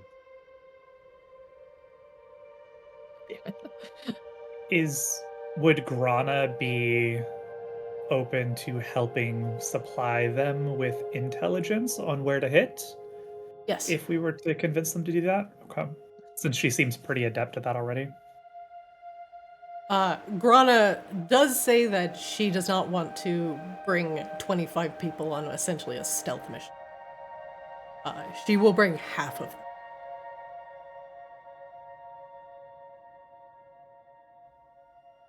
Could the others be working on some safe place to store the slow? I don't think we want to store it. I think we just want to destroy it. Don't be so Do we- hasty. Know how to destroy it? I mean, we know how to at least stop them being able to move it. I mean, it causes further contamination, but if we blow up their barrels, then they just have a whole lot of lost slow. That's not easy to regather.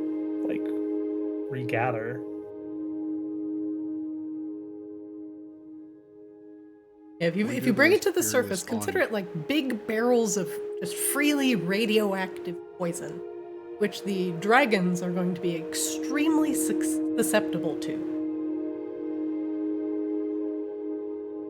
And we have destroyed slow in the past, like small batches of it, weapons made from slow and stuff like that. It's not indestructible. It's just it consumes magic and is kind of consumed along with it. It's just the fact that it is continuing to freely produce, right? Correct me if I'm wrong, Christina. That's kind of how it works. Yeah. So like, you can kind of dilute it as long as you keep it from contaminating other sources of magic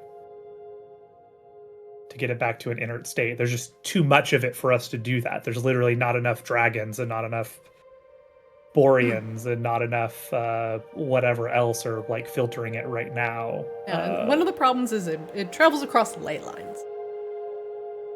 So in order to combat the slow, it's not like you can just plug a cave. You have to do kind of like what Novus did, is destroy the ley lines themselves, which also cuts off magic. So in essence, what a lot of the Magmarans are doing are mostly mundane means.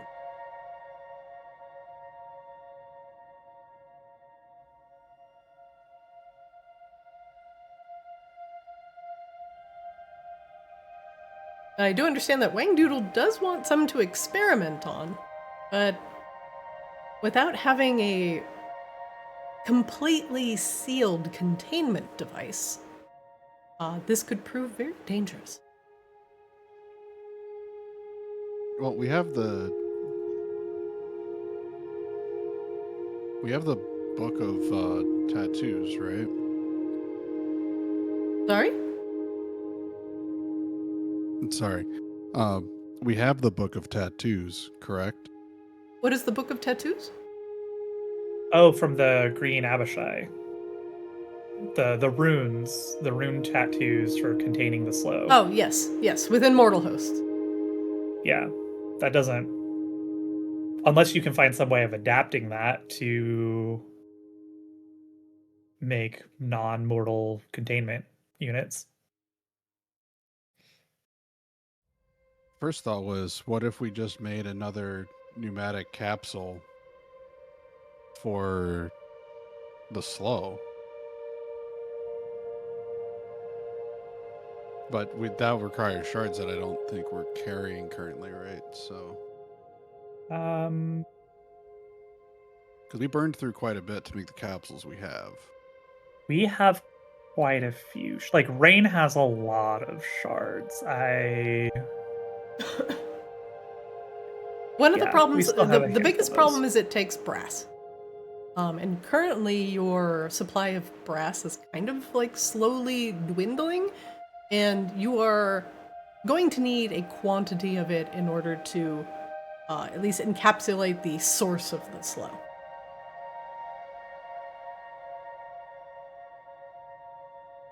Well, in theory, wouldn't...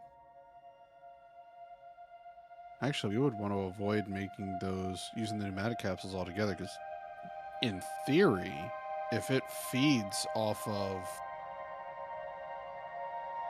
you know, a magical source, then going with the most inert, non-magical materials you could possibly have should be, in theory, the best way to contain it.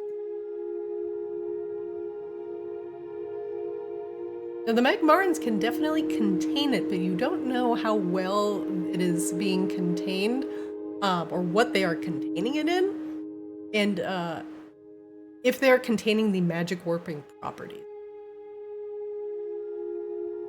Well, we kind of already know that they're not, because a bunch of them have weird slow mutations the last time we encountered them, right? Yes. So this is kind of a Mad Max situation, I think, with them. They're just kind of all in. Yeah. What do you mean it's hereditary? Yeah, exactly.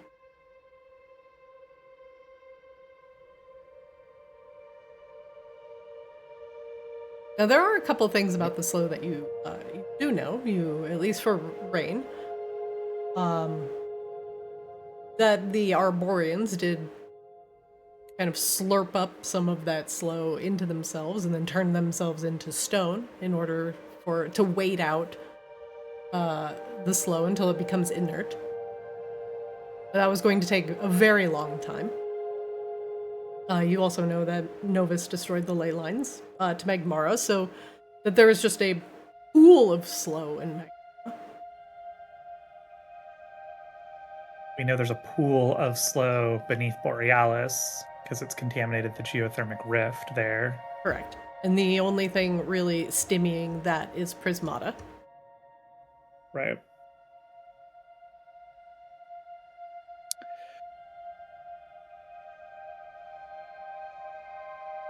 So your quandary is this.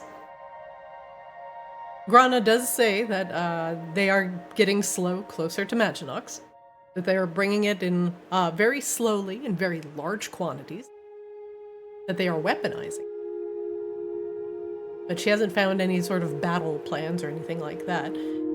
If you do want to send a stealth mission in order to gather more information about what they're going to do with their weapons and potentially slow down the slow that is being shipped there, she would only ask for 12 people, and the best ones that are trained in stealth, in order to send half of them to sabotage the supply lines, and the other half to gather any plans about war, and to potentially find out where that emissary went, the one that you let free from the Vault of Icarus. Is that amenable to this group of Vakarans? Like, does that feel close enough to, and like, we can explain it as like this is a step towards liberating Vakarus, because it is. We have to prevent the contamination of Vakarus to have any hopes of liberating it. But is that amenable to them, or is that still not good enough for them? That is amenable to them.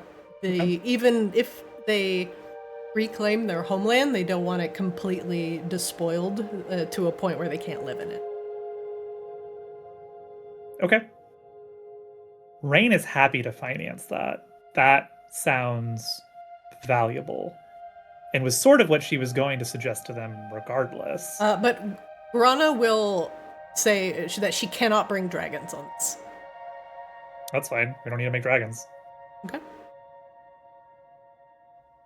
That also saves Raine effort and time and energy. Grana will ask for the same amount of money, 100 gold per head, times 12 people. So she'll ask for 1,200 gold. She will not have them heavily armored. This is for like studded leathers, the camouflage, supplies like that.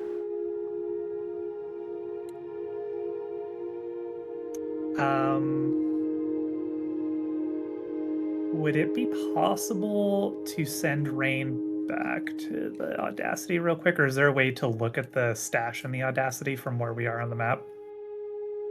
I can look at.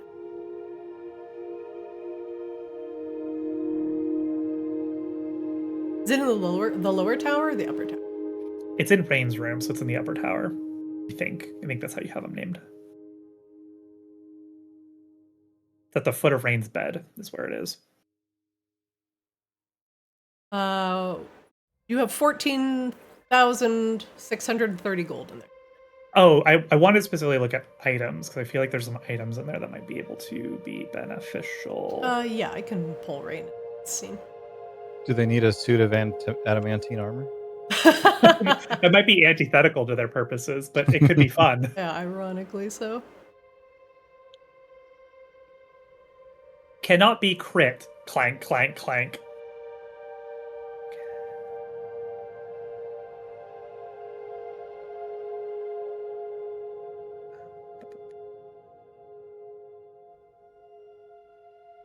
What are you looking for in there, Raine?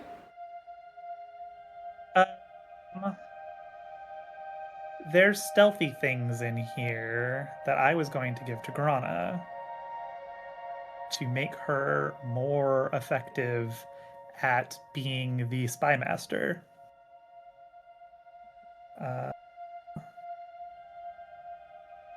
That's what I was looking for. What kind of, like, I want to equip Grana, basically. I want to make her a badass spy master. So, there is this Borealis studded leather, and this is what I wanted to look at, the rapier that we got. Yes.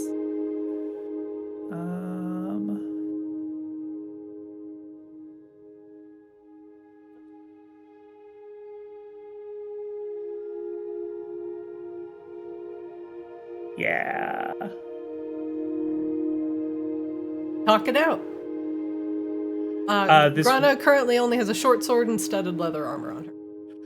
I want to give her the Borealis studded leather +1, and I want to give her the rapier of the Yellow King. Okay. You link Which those in is chat. fucking. Can I? I think I can.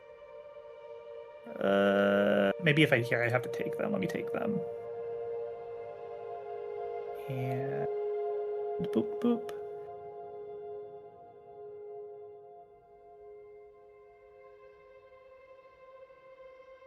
Double checking for anything else here that might be useful real quick. Let me link those in chat so people can read what this fucking crazy ass rapier is. Which I feel like is good for a spy mission, actually. A display in chat. There we go. Being able to dominate person and shackle people on a charisma saving throw. That seems good for a stealth mission. She will absolutely take this. Go ahead and link the studded leather as well. Sure. It's just +1 studded leather, but it is extra warm, I think. Yeah, here we go. Nope, that was view. Display in chat. Okay, so she's not going anywhere where it's cold. Quite the opposite. No, she'll take it because it's +1. Yeah. Okay, are you done in this scene, Okay. Raine? I'm gonna. Yeah, that's. I'm gonna withdraw some gold, but Oh, it's fine. you It's said fine. I can pay. yeah. I can. I'm sorry. Yeah, that's fine. Take me away. Take me away.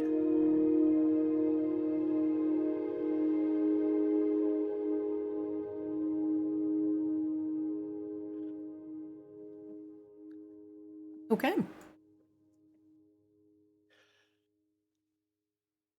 So yeah, Raine will give Grana the rapier of the Yellow King. Okay. I will Uh, pull it from inventory to inventory. Oh, okay. You don't have to worry. Okay, fine. And the Borealis studded leather, that's correct? Yeah, Boreal studded leather +1. And 1,200 gold.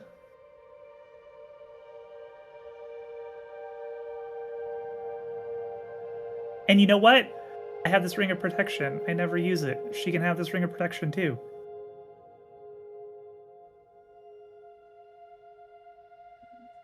Because I want Grana to come back. I'm like less concerned about the Vakarans. Like, it's bonus if they come back. Obviously, I don't want them to die, but Yeah. I definitely want Grana to come back because she's already proven useful. Like with nothing, she's come back with intelligence. So putting her in charge of this operation, I feel like having her. Raine, can equipped. you pick up that weapon again so I can just pull it from your inventory to hers? NPCs can't pick up items. Sure. Please just hold That's on to it. silly. Raine just keeps trying to put it in her hand. It just keeps falling. Like, What's going on? Why is it clipping through? What's going on? It's easier for me to drag and drop. Holy NPCs shit, is this only- also a +3? NPCs can only drop items. They can't give items.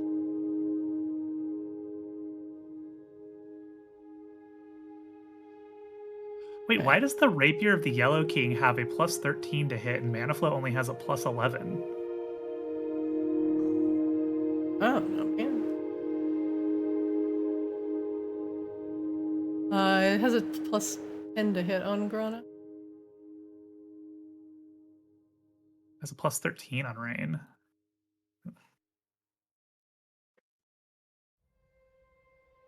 It's only a +2 weapon? It was mana flow.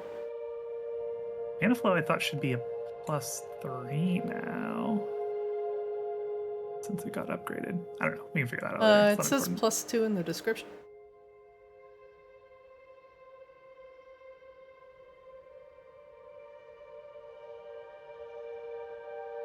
Well, anyway, you give Grana the Rapier of the Yellow King and the Borealis studded leather, is that correct?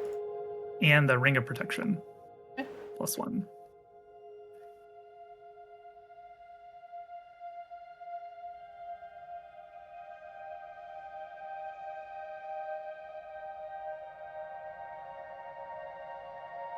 I'm just looking at the Rapier real quick.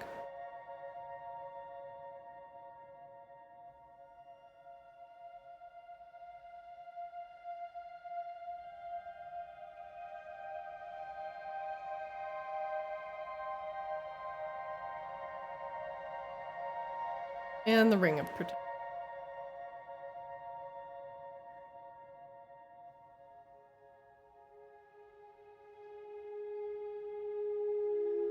Okay. Did you delete the gold from your inventory? Nope, I can do it now though. Yep, please do.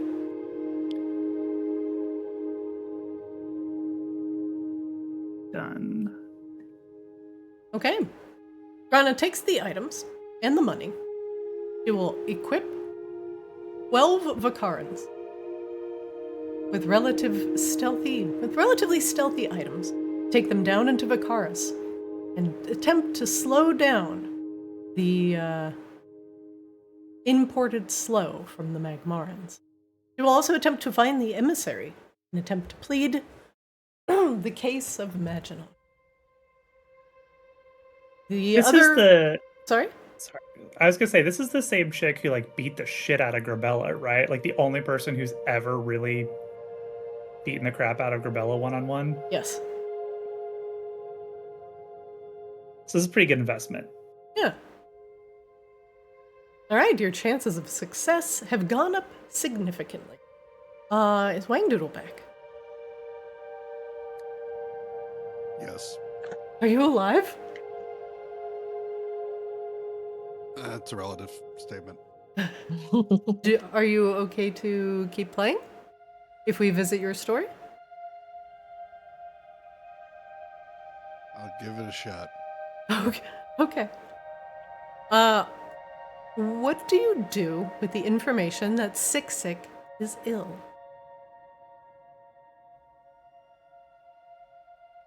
Well, that and the transporting slow seem to make sense.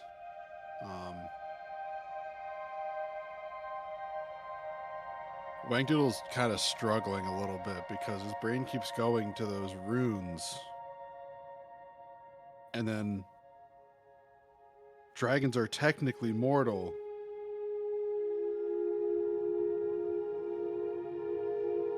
He's just like, am I seriously considering, like, throwing runes I don't really understand onto my mother?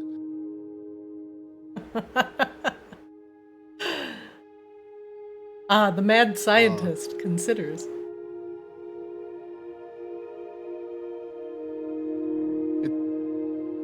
It makes sense, but this is a difficult concept for someone who didn't have an ethics course.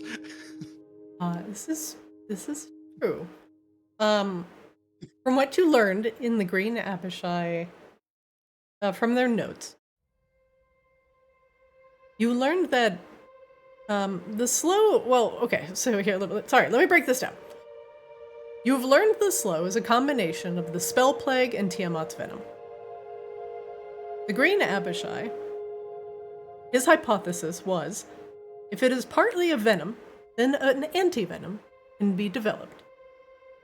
He learned to stabilize the slow by combining its properties with potent venoms from Feronia.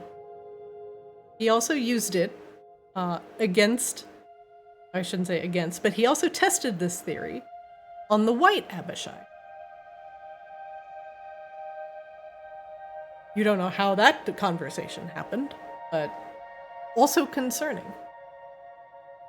That he was attempting to utilize the anti-venom properties of the various Feronian venoms to devise what was essentially a slow stabilizer. It didn't completely remove its effects, but made them significantly less lethal to be around. Now, you did discover that the bodies that were in the Green Abishai's tomb, they were dead. But you didn't experiment on them a lot. So the secrets that were hidden there might have to stay. But you absolutely could take what you know now with these stabilizing runes, combined with the knowledge of anti-venom, to attempt to stabilize the slow within Sick.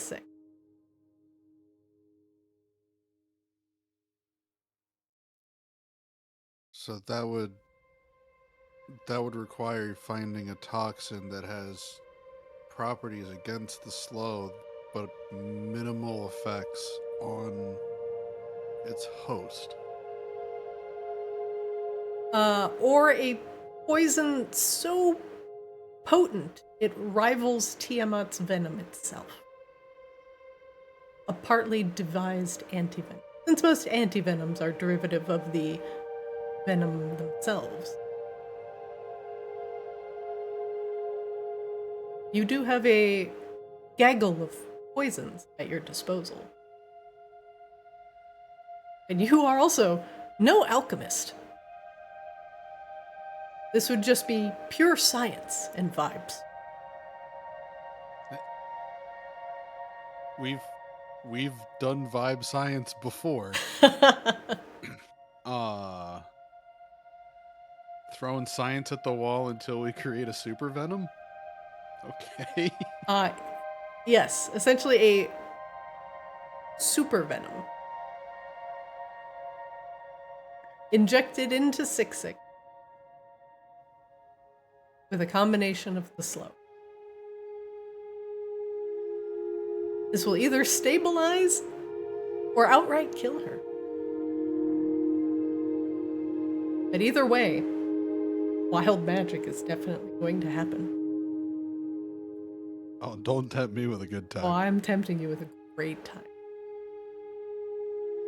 Siksik will have to live through multiple wild magic rolls in order for this to stabilize.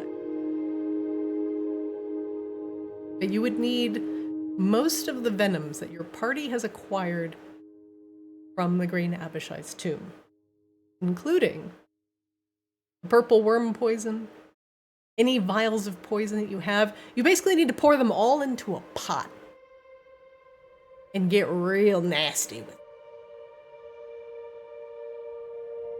You could probably kill half of the population of Maginox by just pouring this into the water. Ooh, side quest. I mean, now we're back into his field, right? Now we're just making a bioweapon. Mm-hmm. I also have stuff that I've had for a long time that's poison that we determined could kill Grabella. So, I mean, I'm sure that could help too. Not killing Grabella, but using that poison on Siksik. I'm gonna make a poison so potent. I have a potion of poison as well. Oh yeah, please. Anyone who wants to offload any of this, it will only make a stronger concoction. I assume.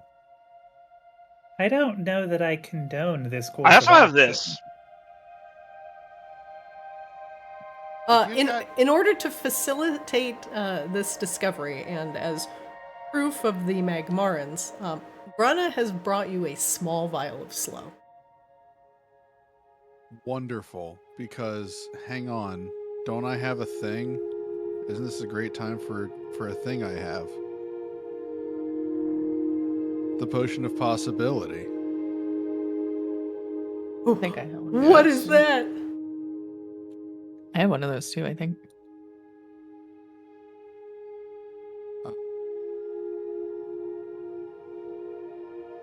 A truth Just gotta serum. link it. Yep. Gain 2. So I have that, but infinite. I don't know if that is better. Oh my god. You have blind sight. When you roll, you could re-roll the die. When you roll a 1, you can re-roll. You could see into the ethereal plane. When the duration ends, you are stunned until the end of your next turn. Okay? So potion of possibility, you get to re-roll one thing. Potion of infinite possibilities, it looks like it's just a duration. Yeah. That's amazing. Oh, but it's only when you roll a 1. That's the difference. Potion of possibility is a full re-roll. Potion of infinite possibilities is only when you roll a 1. Infinite possibilities, as long as that infinite by which you mean, never mind. That sentence fell apart. Infinite cosmic power, itty bitty rolling space. Yeah. As long as infinite is equal to 1. But I've had that for 10 million years, so if it's useful, please take it. Wang Doodle, in order to create a part of the magic that you will need to imprint on Siksik, you will need to do this. You'll need to combine 5 different poisons. They must all be different. They must all potentially apply the poisoned or poisoned condition. Oh man, do I have good news for you. I also have good news for you. But you cannot say if you have a potion of poison, it cannot be 5 potions of poison. It has to be 5 different poisons. In addition, Siksik will have to roll in the wild magic table 5 times, and she must survive. Quick question. Also, does it matter if it says ingested versus inhaled? No. Also, she will have to survive death saves, which you can also help her on.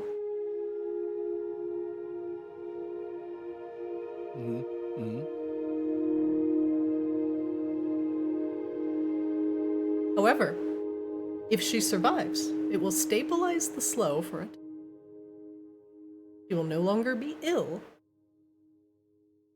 And the slow will stop racking her body. For now, temporarily.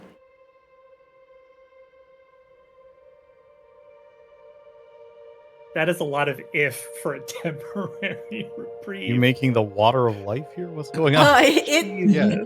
She is a dragon being Lisa Nagaib. torn apart by the slow. Dragons are mortal, but they are magical creatures. This is attempting to dissolve her very essence. I'm only mortal after all. Yeah. It's either that or it's Maybe it's the just a train's cold. going down the track, right? Like the train's going down the track. I'm just simply trying to get the brakes to run. Now, mind you, Kozlo just has spells that stabilize a creature, so the death saves may not be a big deal. It's true. I am not that kind of cleric. It's really the wild magic as the slow is attempting to stabilize to live. Plus utilizing these poisons. Also, there's a 50-50 shot that the first wild magic is immune to poison. If you kill her, If you Wang shot- Doodle, all of the kobolds loyal to her will become hostile. That's any different. Not passive aggressive, hostile. Mobile, agile. The last thing, because you are working with slow, you will also have to make wild magic. Ooh. Oh my god. Come on, head explodes. I swear to God, I see something up my eyes tonight. Sea The swab's head nearest explodes. sea swab within 60 miles of you is head explodes. Wang Doodle, do gotta you be on there attempt to concoct the poison of all poison?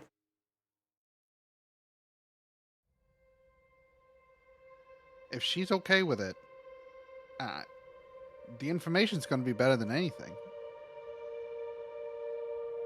Although she does not say it specifically. Because she gave you the note that she is sick, there is the implication that she trusts you. Potentially handle this problem. Her other kobolds cannot do this.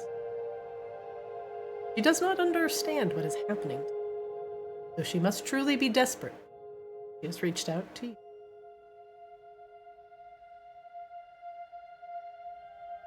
All right, let's get going. We're going to chug the potion of possibility, and then we're going to get started on the super poison. Do you require poisons? Okay. Yes, I do. we Wang Doodle, you need All to right, acquire 5 poisons.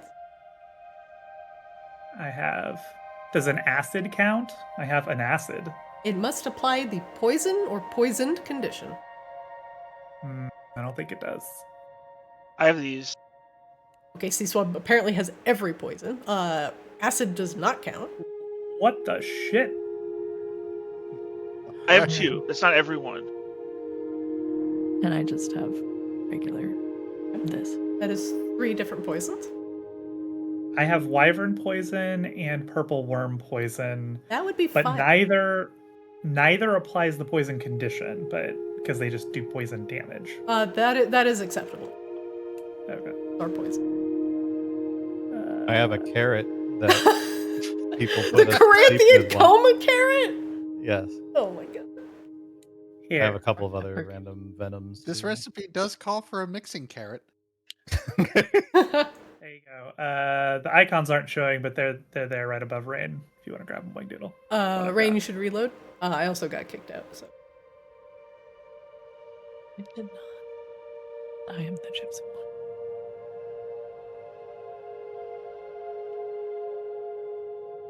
Okay, 2. I dropped what I had. Again, the only thing that could kill Grabella, so Grabella decides to go crazy and kill us all. It won't be my doing. just drag Listen, it out, right? I got bad news for you. We may want to finish this up now anyway, because this might start. Grabella, you feeling okay? So far. Rebella, you are not feeling any adverse effects, correct? I haven't been here enough, probably, because we were in a whole other place. That is a good theory.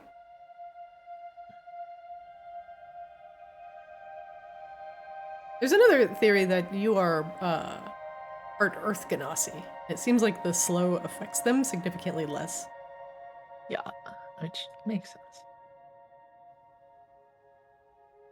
So what we're saying is Grabella's particular cocktail is simultaneously vulnerable and resistant to the effects of the slow. Yeah. Therefore,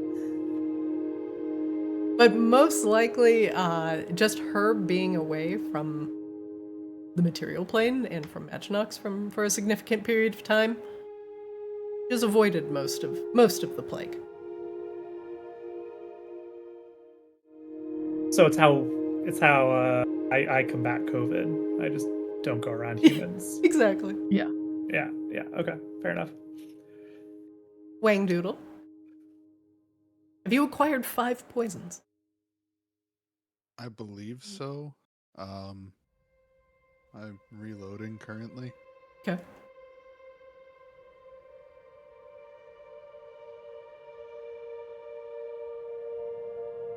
I see you have picked up Visa's Breath, Torpor, Wyvern Poison, Purple Worm Poison, and a Potion of Poison. There are 5 different. We do have an iron flask with a night hag in it. If you want somebody who has particular expertise in alchemical poisons, she might, be willing to cut you a deal. I thought you were gonna try to add her into it. I was like, yes, essence of hag. Let's just put it in there. Yes. Time for this. I hate those things. Wang Doodle, is That's so important that you do not kill yourself by mixing all of these poisons together. Accidentally creates chlorine gas in the middle of House Lunesti. Everybody dies. What? No. What do you mean? I'm just putting a little ammonia in my And I'm so glad you drank that potion of possibility. Yeah, this is yeah, I'm gonna be honest, not my forte. Yeah, I could use some help. So definitely keep the artificers together for this nonsense, for the double up ingenious, whatever Flash it's of called. genius. Flash of genius. Yeah, exactly. Wang Doodle. Please don't stray far from each other. First off, Wang Doodle, you'll need to make me a series of checks. Many of these poisons are both deadly to the touch and deadly to inhale. Let's make sure you wear the proper equipment. Make me a medicine check with advantage. Yes, nothing but the best PPE. Goddamn. Wang Doodle, you have eliminated all possibility of poisoning yourself by improperly handling these poisons. Very good. You have the correct PPE. The mask, the goggles, the gloves. You might be an artillerist, but you've got mixology down to a science. Have you considered being a bartender at Kozlo's Den? I hear he pays clean really room well. certified. I am above this. Now, Wang Doodle, you must mix them with the correct proportion, keeping a steady hand. Because you have assistance, make me a sleight of hand check with advantage. Does Wang Doodle have his old organic chemistry textbook out, like reminding himself? You have mixed. There may be a certain science individual videos hanging on in the background. The poisons are mixed together in very specific quantity. They create a deep, deep green, poisonous, thick concoction. You are almost scared to look at. You adjust your goggles. You have no fear that you're going to poison yourself. But oh man, this is city raising potential. And now, very carefully, you must add in the slow. The vial that Grana has given you is completely opaque. It is made of stone, and once uncorked, cannot be corked back up. Make me an Arcana check, and then we will roll Wild Magic. This cannot be done with advantage, and your friends must leave the room. Yeah, Gravella can't be near that. Can we also be clear that this isn't happening in House Lunesti? It's happening somewhere else. Yes. Yes, this is happening outside of Captain Raven's 6-6 layer. Great. Okay. Yeah. Love it. Just Yeah, wanted to I'm theater of the mind that one out just in case. No, I'm not making liquid genocide in the middle of town. No. I didn't say the middle. I said not in the middle of my house. It costs a lot to rebuild this house. Kozlo will not be able to Kozlo will not be able to Flash of Genius you, but you can Flash of Genius yourself. Make me an Arcana check. All right. No advantage. Do you need guidance? Okay. Guidance is fair. I believe I have guidance in my kit, but I'll take one at the start, sure. Yeah. All right, Arcana check. We got the Potion of Possibility. We've got Flash of Genius. We've got guidance. Here we go. I'm good. Damn. Wang Doodle. Oh, the slow. No amount of PPE can save you from this. Haha, pee-pee. Are you ready to roll on the Wild Magic table? Let's do it.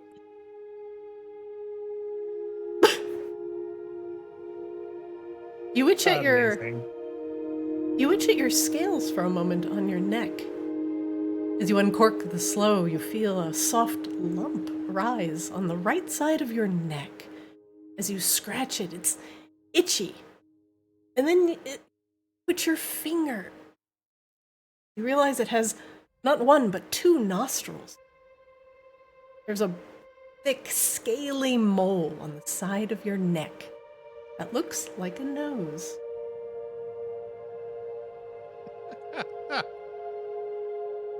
Sounds like we're doing great already. You sneeze through your neck This is fine. right before you pour the slow into your concoction. That is a new sensation. Not a tumor. Bless me?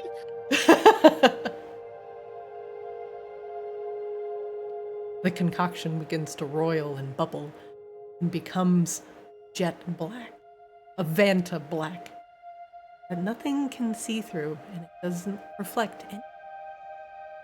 It absorbs all light around it. It stops steaming and it stops roiling. You have now created the ink that you need to make the runes scribe onto 6-6 body. You scrape it all into a stone-laden vial and have a stony pen which etch it into her thick scales.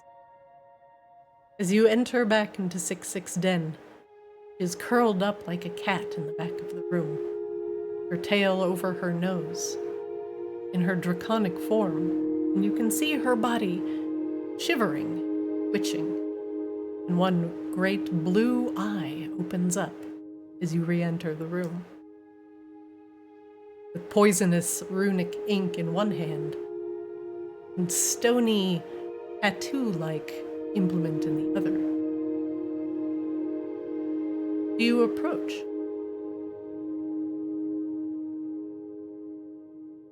Okay. Let's get to it. Wang Doodle will, as if his legs were feeling a bit heavier, slowly approach the 6-6. She gives you a snort and curls up slightly tighter. You can hear her innards grumbling from here. She's straining to keep it together. She does not fight, but the derisive snort that she gives you, possibly the only amount of gratitude we're going to receive from your mother. She keeps an eye on you as you approach. You see the heavy draconic eyelid twitching and her eye dilating and undilating as you get.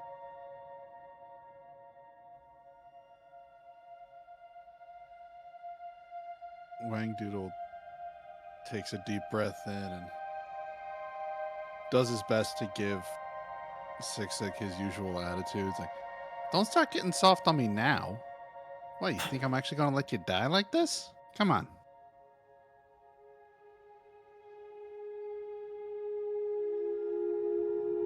She lets her eye close as she stares at you for a moment. Slowly, very slowly, the lid goes. She lets out one long sigh. She must be sick if she is too tired, aren't you? Judging by what's on the book, there are 5 places where you need to scribe these runes. 1 on the head, 1 over the heart, 1 over the stomach, base of the spine, and close to the bottom of the feet.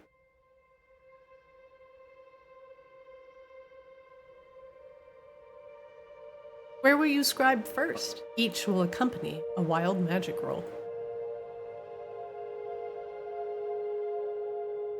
Let's start with the bottom of the feet.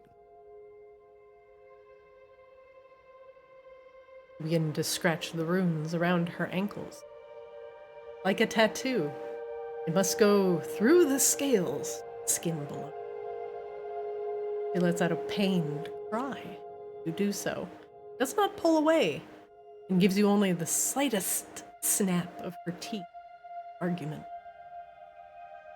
Too weak to continue, she rests her head back down, continues to growl. Ugh. As you scratch the runes from the book into her body. They hiss as you apply them.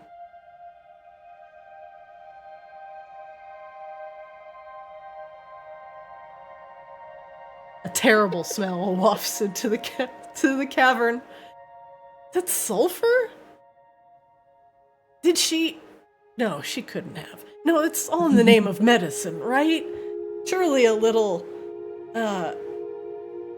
exuding is normal, right? No, she just smells like cabbage. Oh, stinks. Ma, what did I tell you? Tough acting, tin acting. You gotta use that. Where's my cherry pie? Listen, I need you on an empty stomach for this, okay? Cherry pie later. How about a cool drink of water? It's such a sweet, sweet surprise. I hate cabbages. Where do you scribe next? Base of the spine, I believe you said was another one. Right at the base of the tail. Yep. That's where we're going. Scribe the next rune. This one she hisses as the Vanta black ink is absorbed into the skin.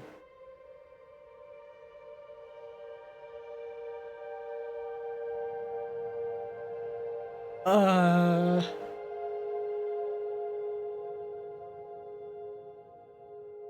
on. Excuse me? I need to look at something. Excuse me? Oh no. Fucking excuse me?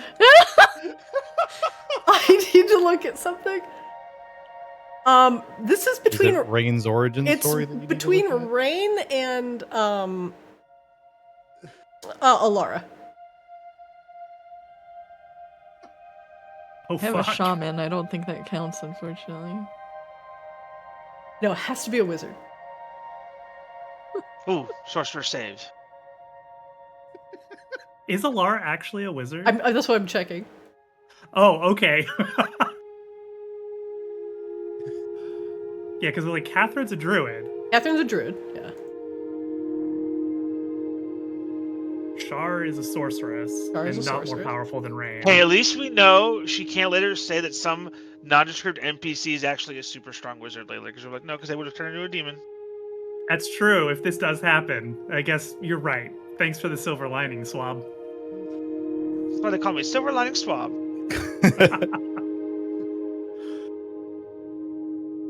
Ah. He is a cleric. She's a cleric. Oh. Fuck you, Wangdoodle. The interesting thing would be if there was no wizard within 10 miles. Raine? Christina? Raine, you fall to your knees. Wangdoodle, I knew this was a bad idea. I'm gonna have you continue. Can my potion of possibility? Oh no, I can't because it's.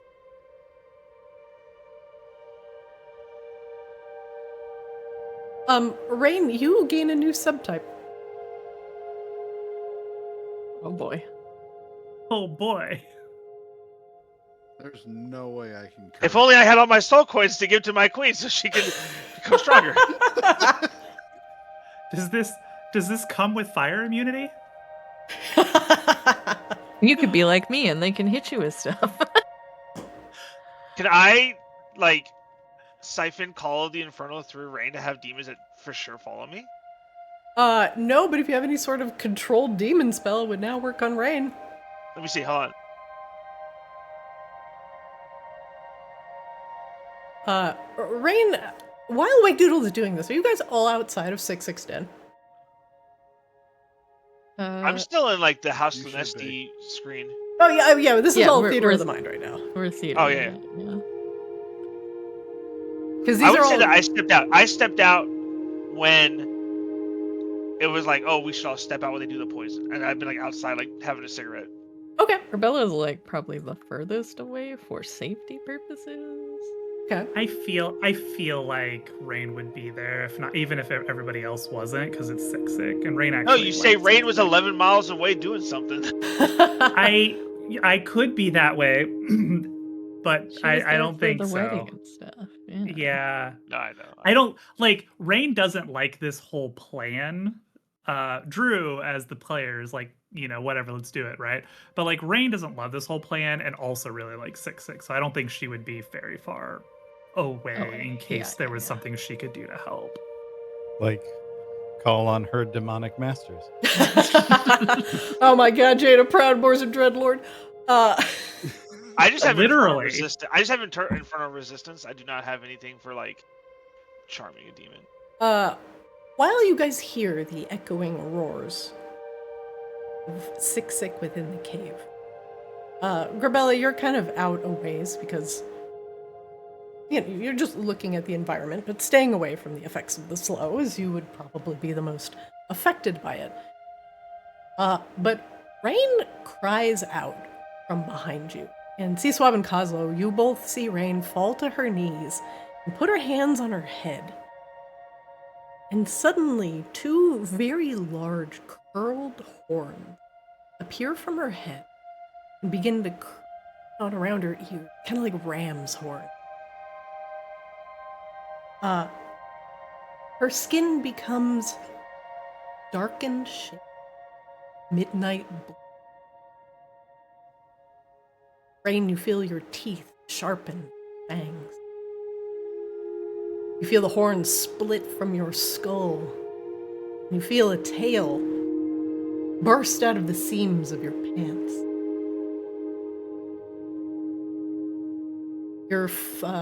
Your shoes unravel as suddenly massive claws appear from your feet.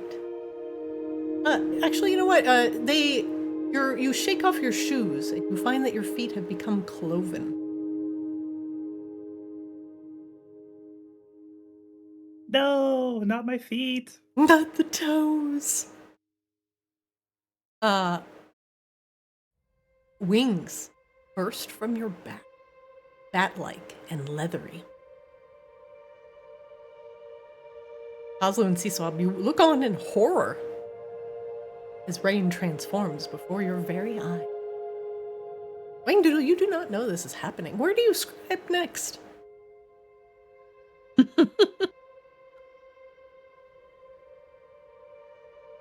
Oh,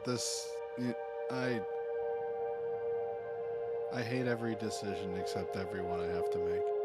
Okay. Consequences, right? So much fun.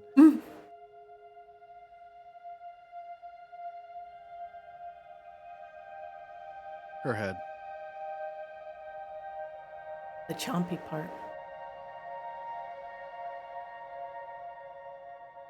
She closes her eyes and puts her head down with a small growl approach her head. She's too tired to argue. You press the sharpened stone implement against her forehead. Begin to scribe the rune.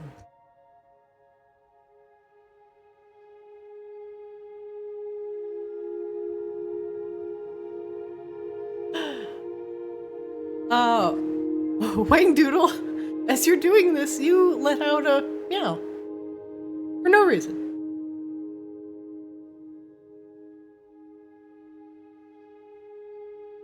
You have the option of turning into a cat, but you cannot return to your true form.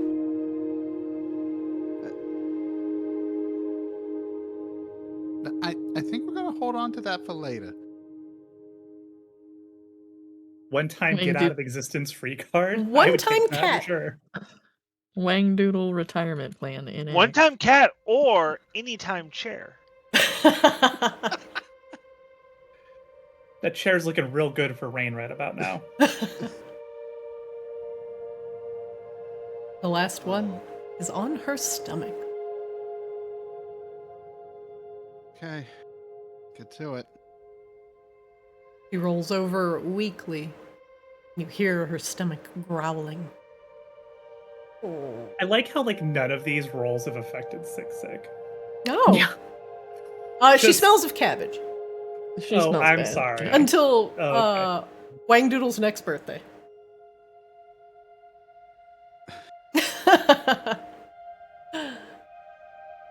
Wangdoodle's really struggling to keep up the facade. His hand starts to shake and waver before he has to settle himself.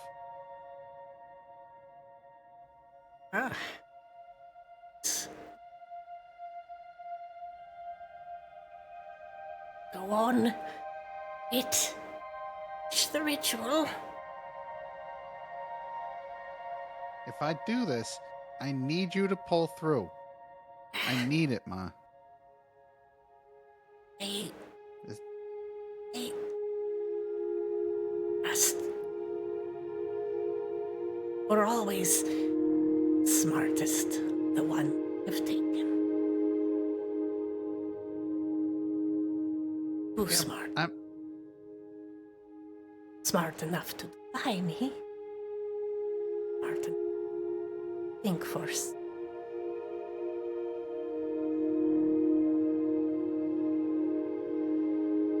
Listen, let's talk about that later when you've had some time to rest, all right?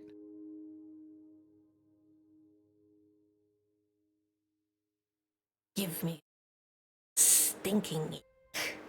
I'm tired of smelling like cabbage. Yeah, well, that's probably your diet, Ma. Let's be fair, you've kind of been junking a little bit. Could eat so many pie. Ow.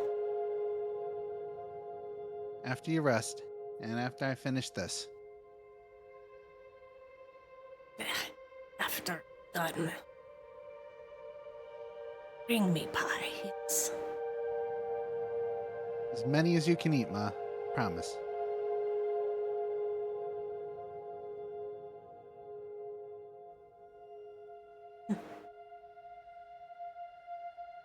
Do your little learn it, whatever. Do your I'll do school. my part. You do yours, okay? You come through on this. Not the spirits of the. Gonna sting a little bit. Just lay still.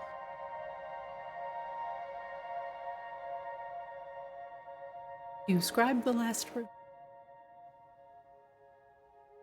Yep. Let's do it. He howls from inside the cave. The kobolds inside tremble. The rest of the party can hear it outside, combined with the noises coming from Raine.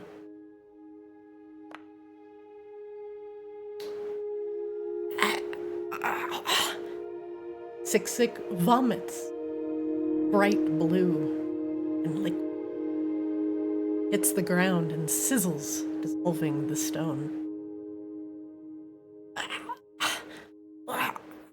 It burns. It burns. I know. Stay with me.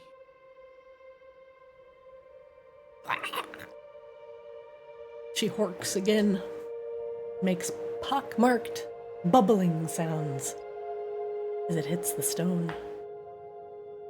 The rest of the kobolds flee the cave in terror.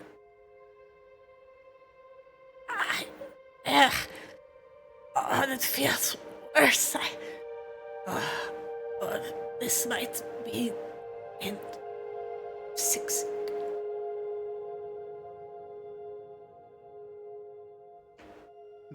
No. I only have hours to live. Possibly 4. Definitely. I'm gonna not need a 5. lot less than that. It's okay. I die. Care.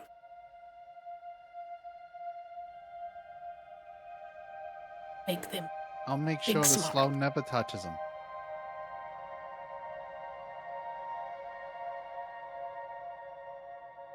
Make big smart. Give them I just all the smarts. let's get you through the day, okay? We'll see that next sunrise.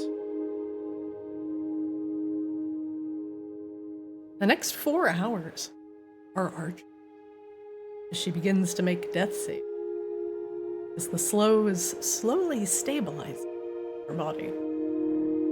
Sik howls for hours, convinced that she only has 4 hours.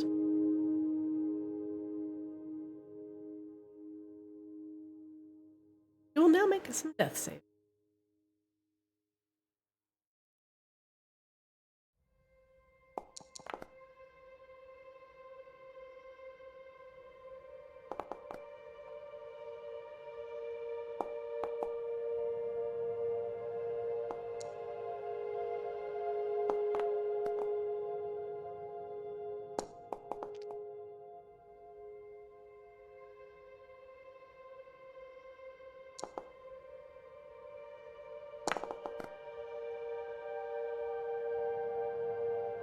The end of the 4th hour.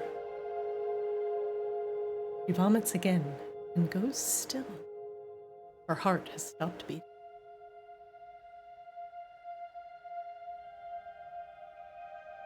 No. Is this where I cast Spare the Dying?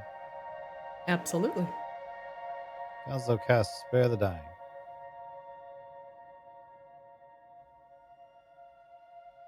The last look she gives Wangdoodle. Where she closes her eyes, goes still. Kozlo puts a hand on her scales. The breath leaves her lungs and summons the power of Azrael back into the dragon. There's a moment where everything is quiet, and suddenly He inhales.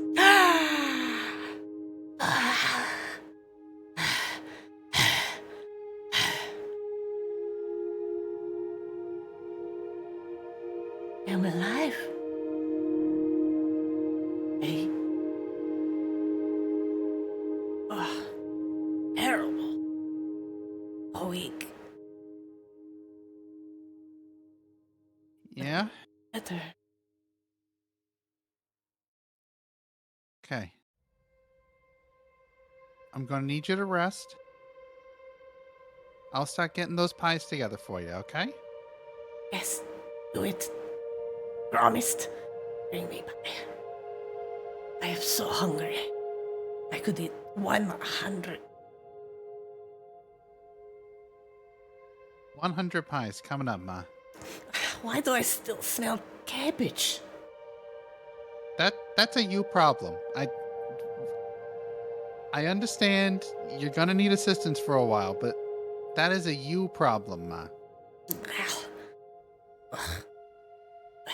I missed it.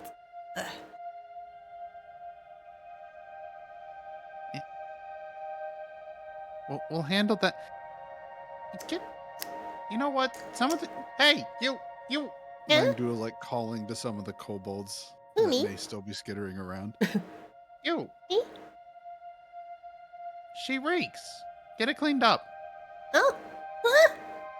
The kobolds begin to swarm around her, attempt to clean up after her various messes. You step out of the cave. Your job done. With the promise of bringing her a pie. Raine, it has been a long 4 hours. You are still blue. You are still winged and cloven.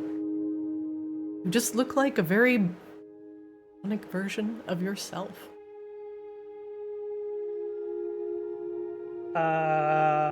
Neat.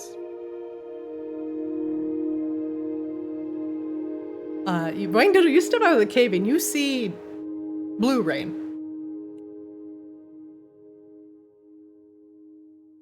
Rebella seems to be fine. And so did Kozlo and Seaswab. Wangdoodle just kind of looks straight at Raine. Just there's the reactions going on in his head. It's like, oh yeah, this is 100% the consequences of my actions. Oh boy.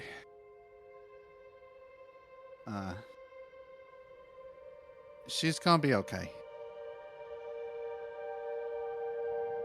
Good. I am glad. Raine probably says in some kind of horrible guttural demonic language that was meant to sound like sweet and reassuring, but actually was more like Raine, you speak Infernal already, so yeah. she does, and Celestial. Wangdoodle hears that and thinks it's just like residual hallucinations from the wild magic and the slow poison. I like the new accent. Is that a? Or is this me? Am I the only one that? You know what? Never mind. I owe her like a cherry pie or 100.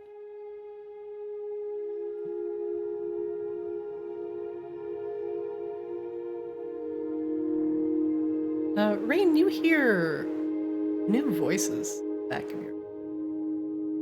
One's speaking Infernal. One's calling you the Nine Hells.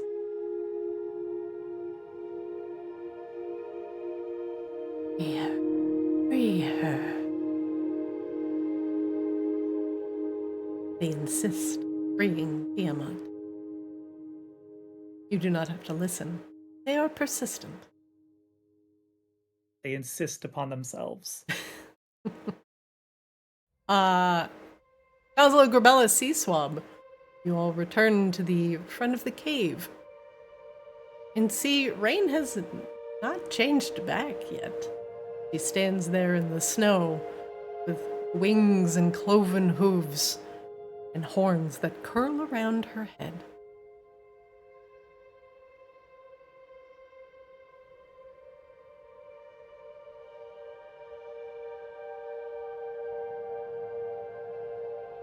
Well, that's new. I think anybody who is paying like any kind of close attention would notice that Raine's normal confidence in herself, in her abilities, is not there. I think Raine looks like, for that 4 hours, definitely probably looks like she's on the verge of tears. And as like time goes on, seems to probably be losing more and more of that composure, as it seems like it's maybe not a temporary thing.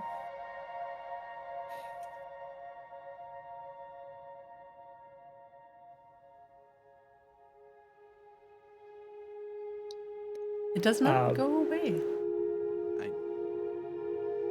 But once Swangdoodle comes out, Raine will go in and check on Sik to, not that she doubts Swangdoodle, but to verify for herself that Sik is going to be okay. And then I think she teleports back to her tower. Sik is surrounded by a swarm of kobolds who are very busily cleaning up after her. She growls at each of them. There's my pie. Bring it to me. As she is moving around and much more animated, she seems to be doing better. And you leave. For the rest of you, Raine does not come back out of the cave. And if you peer in,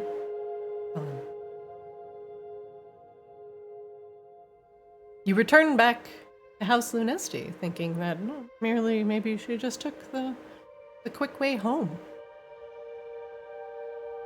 And as you, once again, I will remove Raine from this scene, enter House Lunesti, and look back and forth for her, the denizens of the house have told you she is not returned.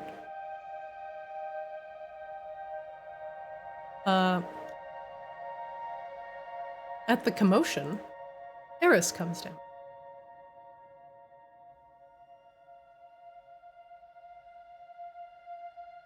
Hello, everyone.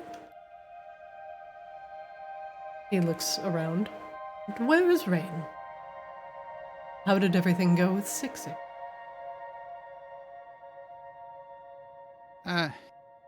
Yeah, about that. Is she all right?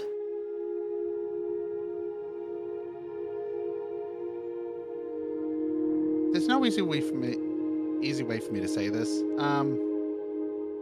Yeah. Sik's gonna be fine. She's recovering. What a relief. There was unfortunate fallout during the procedure Oh? that seems to have negatively impacted Raine. Impacted Sorry, Queen Raine. Raine? But how?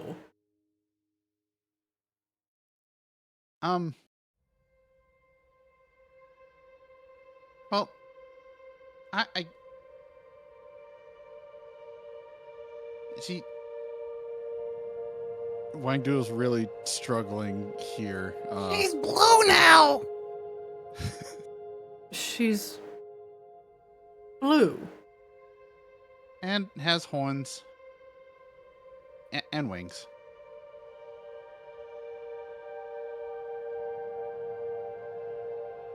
She has horns and wings and she's blue. How did this happen? Magic, probably. I wish I could tell you. I don't know. Eris gets very close to you, Wangdoodle. Is she all right?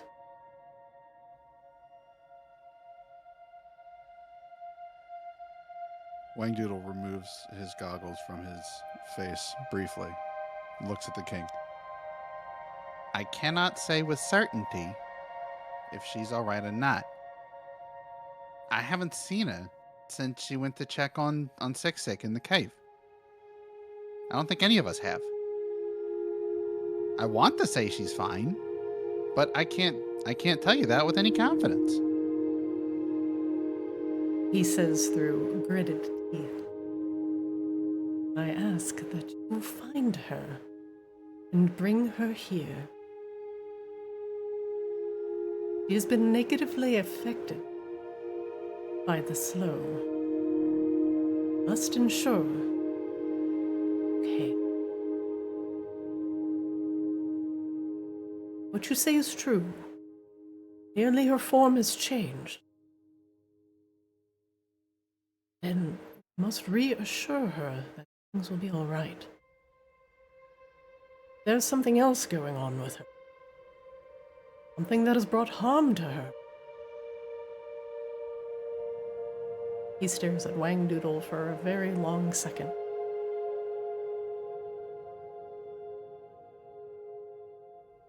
We must do everything we can for her. Do you understand?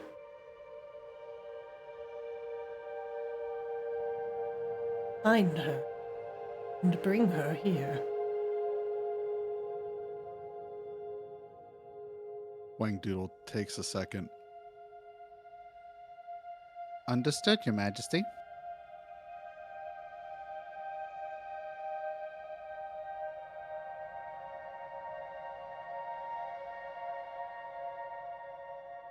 Permission to leave, sir? Granted. I will look for her in the dream. If I may, Yes. you perhaps know her best. I mean, better than me, I can tell you. But where would she go if she didn't want to be found? Raine is strong of mind and spirit. She wishes to retreat.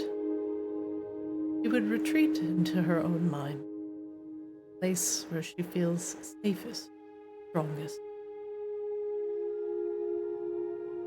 If anything, she would retreat to the dream. Her mind is a fortress.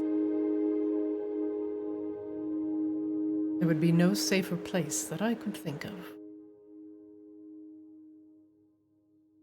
You have a way into there. I suggest seeking it out. I will do so as well. Hopefully, our paths will cross.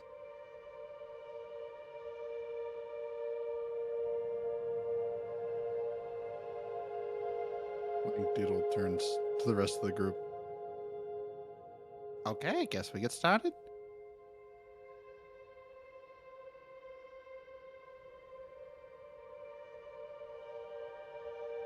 Kozlo just kind of looks around like, yeah, sure, but he has no idea how to get to the dream. You would have to go to the Arcane Audacity. That is your one surefire way into the dreaming, is going on the boat.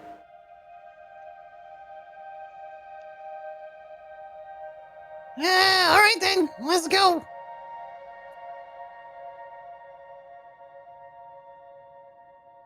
Raine, where are you?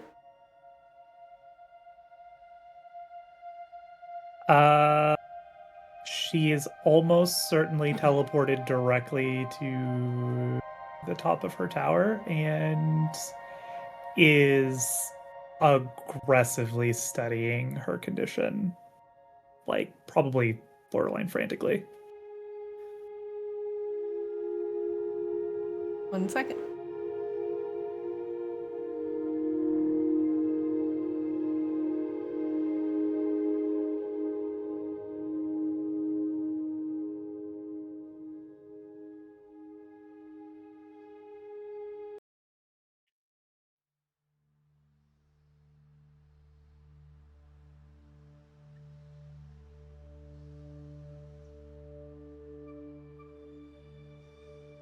You all make your way to the Audacity and enter the dreaming.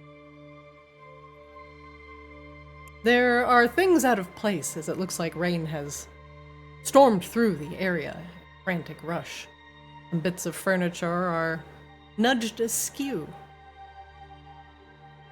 and rugs are rumpled, where she has clearly hurried across the floor. As you get to the highest parts of the tower, you hear frantic slamming of books on the floor, hurried footsteps, cloven hooves on brick. She is on a floor above you. What do you do?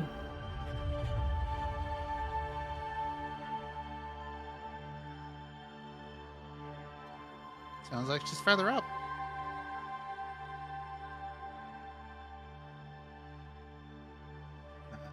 Wang Doodle will lead the charge. Yep, you all can go as well. Kozlo, Grabella, Siswa.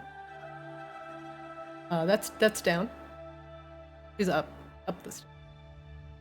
Maybe that's where they want to go, Christina. Maybe I- they want to go the opposite direction of where Demon Rain This is. is why I make up arrows.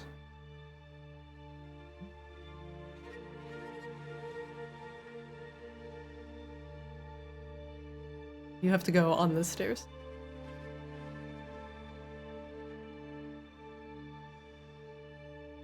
Go right there. Raine is frantically thumbing through books, throwing useless ones on the floor. She is still blue. Her tail now thrashes around in agitation. Still very much blue, very much winged. I think you notice also there is a spattering of like blackish blood on the floor and a long gash down one of her arms where it looks like she's tried to peel away skin to see if it is actually just on her or it is her. The voices continue inside your head, Raine, whispering.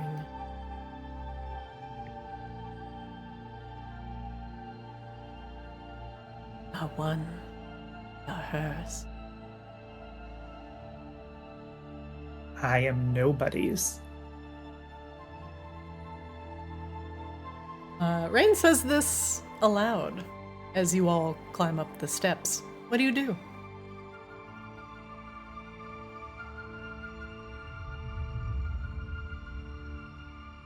Well, let's not all, go at once.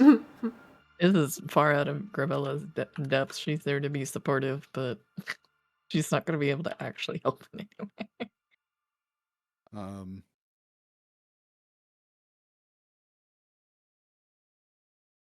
Well, Wang Doodle is committed to seeing out all of the consequences, so we're just gonna keep going. Isn't like a fae kind of like a demon already? So really, like, I mean, nothing says you can't control what kind of demon you are.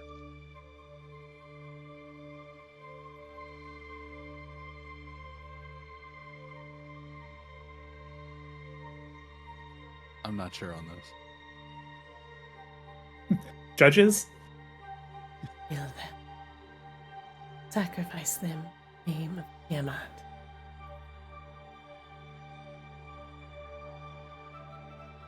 Sacrifice? What are you talking about? Nobody's sacrificing anybody. Shut the fuck up. Always sacrificing someone! I think Raid for the first time has the startle geez, you're here. Geez. They are small, weak. They pale in comparison to power.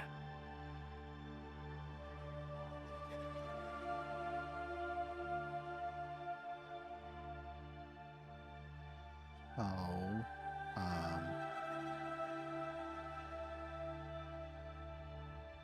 so the king was asking about you.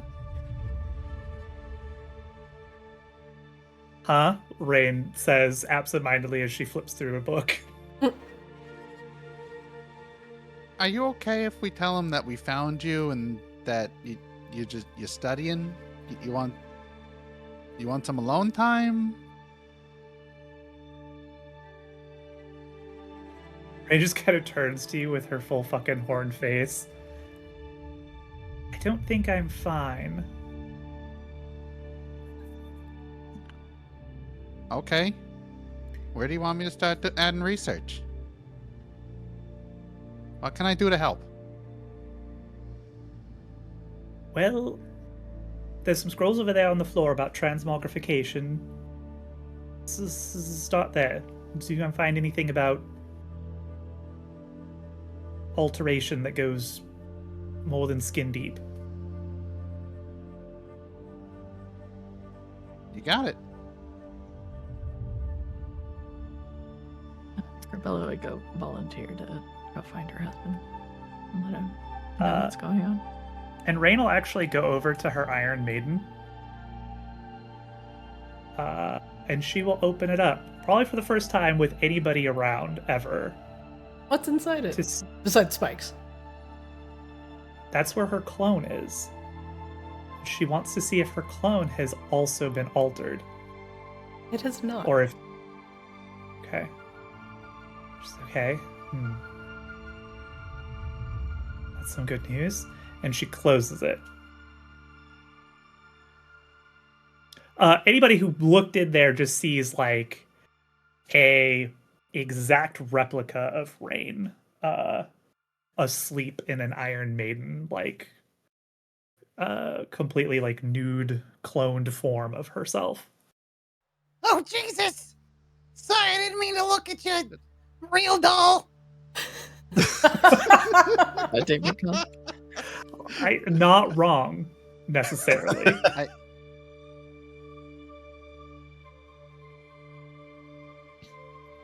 Oh, sorry. Go ahead. It's not even. Honestly, I don't even think it's the weirdest thing I've seen today. But I've studied. It got the double take. Well, he's focused. I'm gonna go get her husband. Okay, bye, Grabella. Agrabella would leave. I won't actually. For Raine, it's just a matter of fact, it's just a clone, guys. It's just a clone. It's just a clone. Like, you don't have a clone? What happens if you die? You guys don't have clones? You guys don't have clones? What happens if you die? You just die? Fucking plebs. I'm a goblin. Yeah. I'm basically fungus.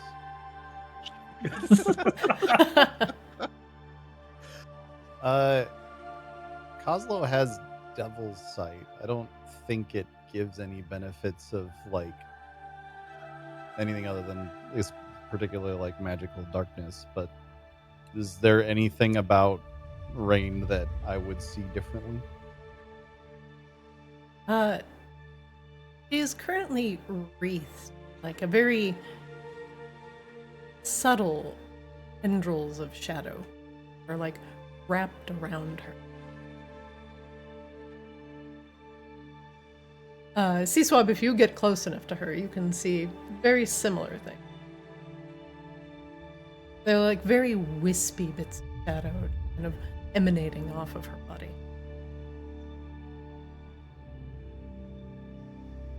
You got some kind of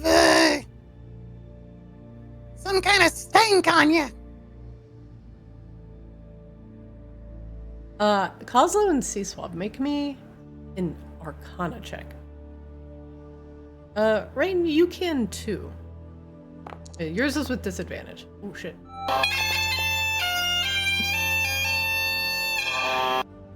Disadvantage is control, right? Yes. Still a 20. 20. I For rolled a nat 20. pretty good. For C-Swab and Raine, as Kozlo sees the various shadowy stink lines around Raine, you both are reminded of something that you read within the Tomb of the Abishai. That rifts are generally located and centralized or widened at central points that have been weakened by the slope, that are very large, that require very large amounts of arcane power in order to widen. You both have the sinking feeling that Raine herself is now a portable rift. She is the large amount of arcane power. And the wild magic that Wangdoodle has summoned.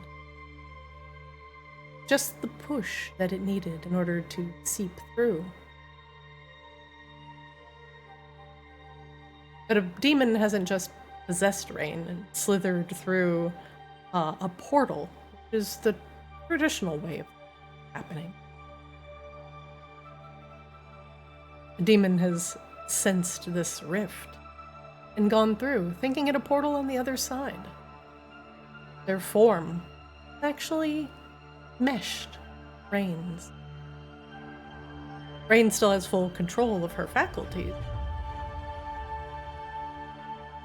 But the demon is now a part of her. Mixed together on a magical subatomic level by the magic warping properties of the slow.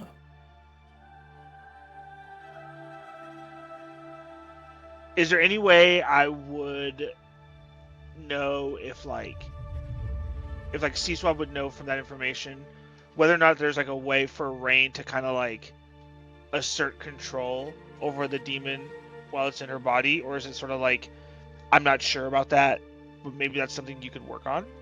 Raine is in full control. The demon that has pushed itself through this arcane rift, thinking it was a door on the other side, there was no door. It was just flesh. It's not possessing her, it's not attempting to get control. It just became a part of her, unwillingly. Raine is clearly the more powerful entity here. She has just taken on physical aspects of it. But whether it is affecting her inner workings of her mind, you do not. So C-Swab would do like the one surround, like. But your monocle definitely seems to flare up as if she were a demon. Well, it looks like a good news, bad news situation. Good news is you are still you. The bad news is sort of like you're kind of possessed by a demon forever. No, I want to be clear. It's not possession. It's not like a passenger. It is just now a part of her, as if she had like grown a new limb. Yep, you're just now part demon. So that's the good news.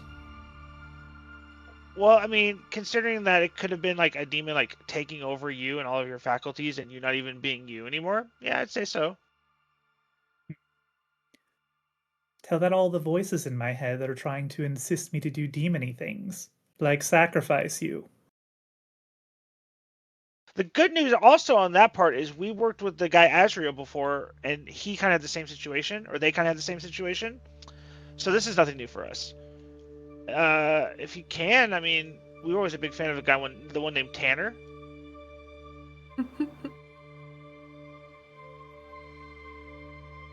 Tanner.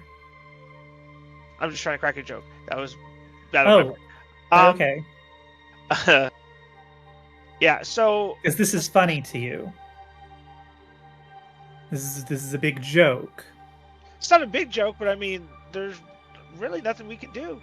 Like, you are just part demon now. No. That's not that there's nothing we can do. I don't accept there's nothing we can do. I'm Also, not a fucking demon. You'll become a magnitude stronger with demon energy. Has Raine exhibited anything that resembles some kind of new discovered demon abilities other than the awful voices in her head? Don't forget the tail and the cloven hose and the different skin color. Not yet. Do the wings even work? They do. Okay.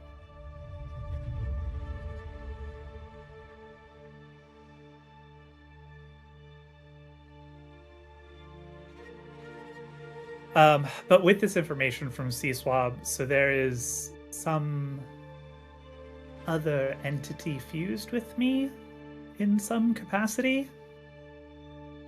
It basically looks like a demon tried to go through the ley lines thinking it was just to a portal, but instead of a portal, it was you.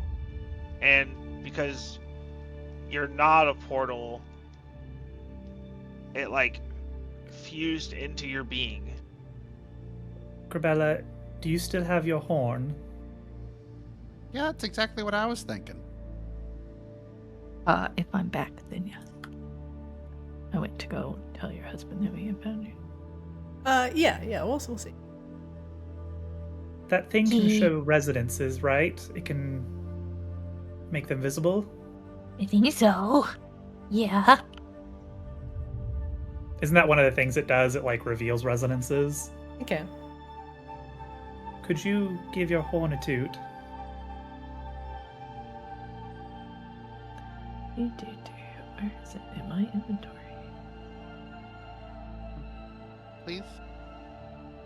I Please can let it reveal be and the disrupt, apparently. Could you reveal it? Bella will do this.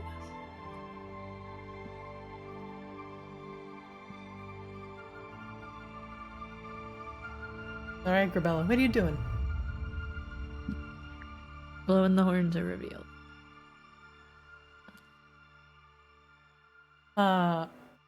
Grabella gives the horn a strong single note that echoes through the tower. Woo. Woo. Raine, your skin begins to itch. But I like it here. You hear in your head. Or another form shimmers into view.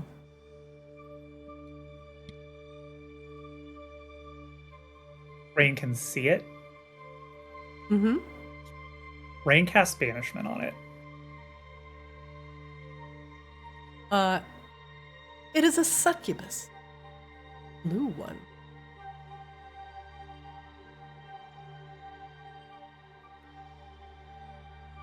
Like doesn't even clock more than like I have a target now. I have something I can see, and Raine banishes it. It will make a DC 21 charisma save. And it fails. But we were having so much fun.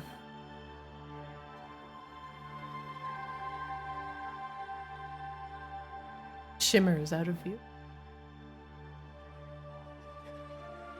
It is transported to a harmless demi-plane for the duration. The target is incapacitated. Raine, you are no longer blue. The horns begin to disappear. The tail and the wings, too, disappear. Your skin returns to a lovely fade of pink.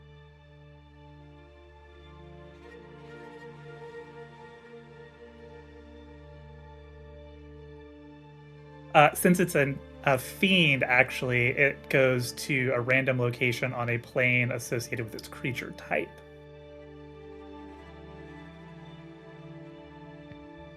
Back to the pit goes. Back to fucking hell.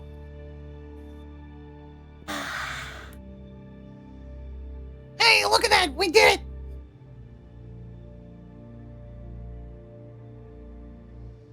The voices in your head are gone. Resonance has been split. You have identified it with the horn. Excellent. Raine, you are back to normal. But your shoes and your pants are ruined. Not very nice having these voices in your head. That is where we will end the session for today. Seems like the Horn of Resonance has come in handy. Hey! Very smart. I was kind of hoping somebody would bust out the horn. Y'all will have to remind me about that because I completely forget about it. Yeah, I was just like, yeah, you're fucked. You're fucked. I don't know what to tell you. I was hoping that two things meshed together kind of reminded you of Lucaris, and I was like, man, I hope they blow the horn. I was sitting there, I'm like, oh, this is just the Borean Shad from before. Okay. All right, Raine. The doctor that says you have 6 months to live, and you're just like, here's another 5 years. Plus a cologne. Plus a cologne. All right, everybody, that is it for today. You have saved Raine from being possessed by a succubus. No thanks to Wangdoodle. And Wangdoodle has saved Siksik by stabilizing the slow. Seaswab has ended his servitude to a maelstrom demon. And Grabella and Charlindra have reached an accord, and the Vakarans are no longer going to march to their deaths against the Magmarans. The city now, too, will become enriched with Kozlo's new business venture. Things are all going according to plan. Now, you can continue the rest of the story. Wangdoodle, the last thing you do is thumb the genie ring in your pocket. It might be time to continue our search for the Abishai before anything else terrible happens. Grana will take the Vakaran freedom fighters down to Magmara to destroy the slow that is coming up from Magmara. And Kozlo's business venture will take about a month to install the new pipes.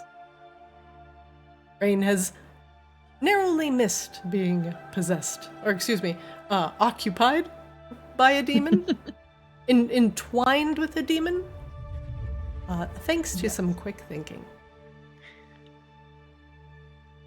You have some leads that I have posted in Discord. Make sure you decide what you want to do next, as your downtime is over. Thank you all for playing with me. I hope you all have an excellent evening, and I will see you next Monday, 6 o'clock sharp. Sounds good?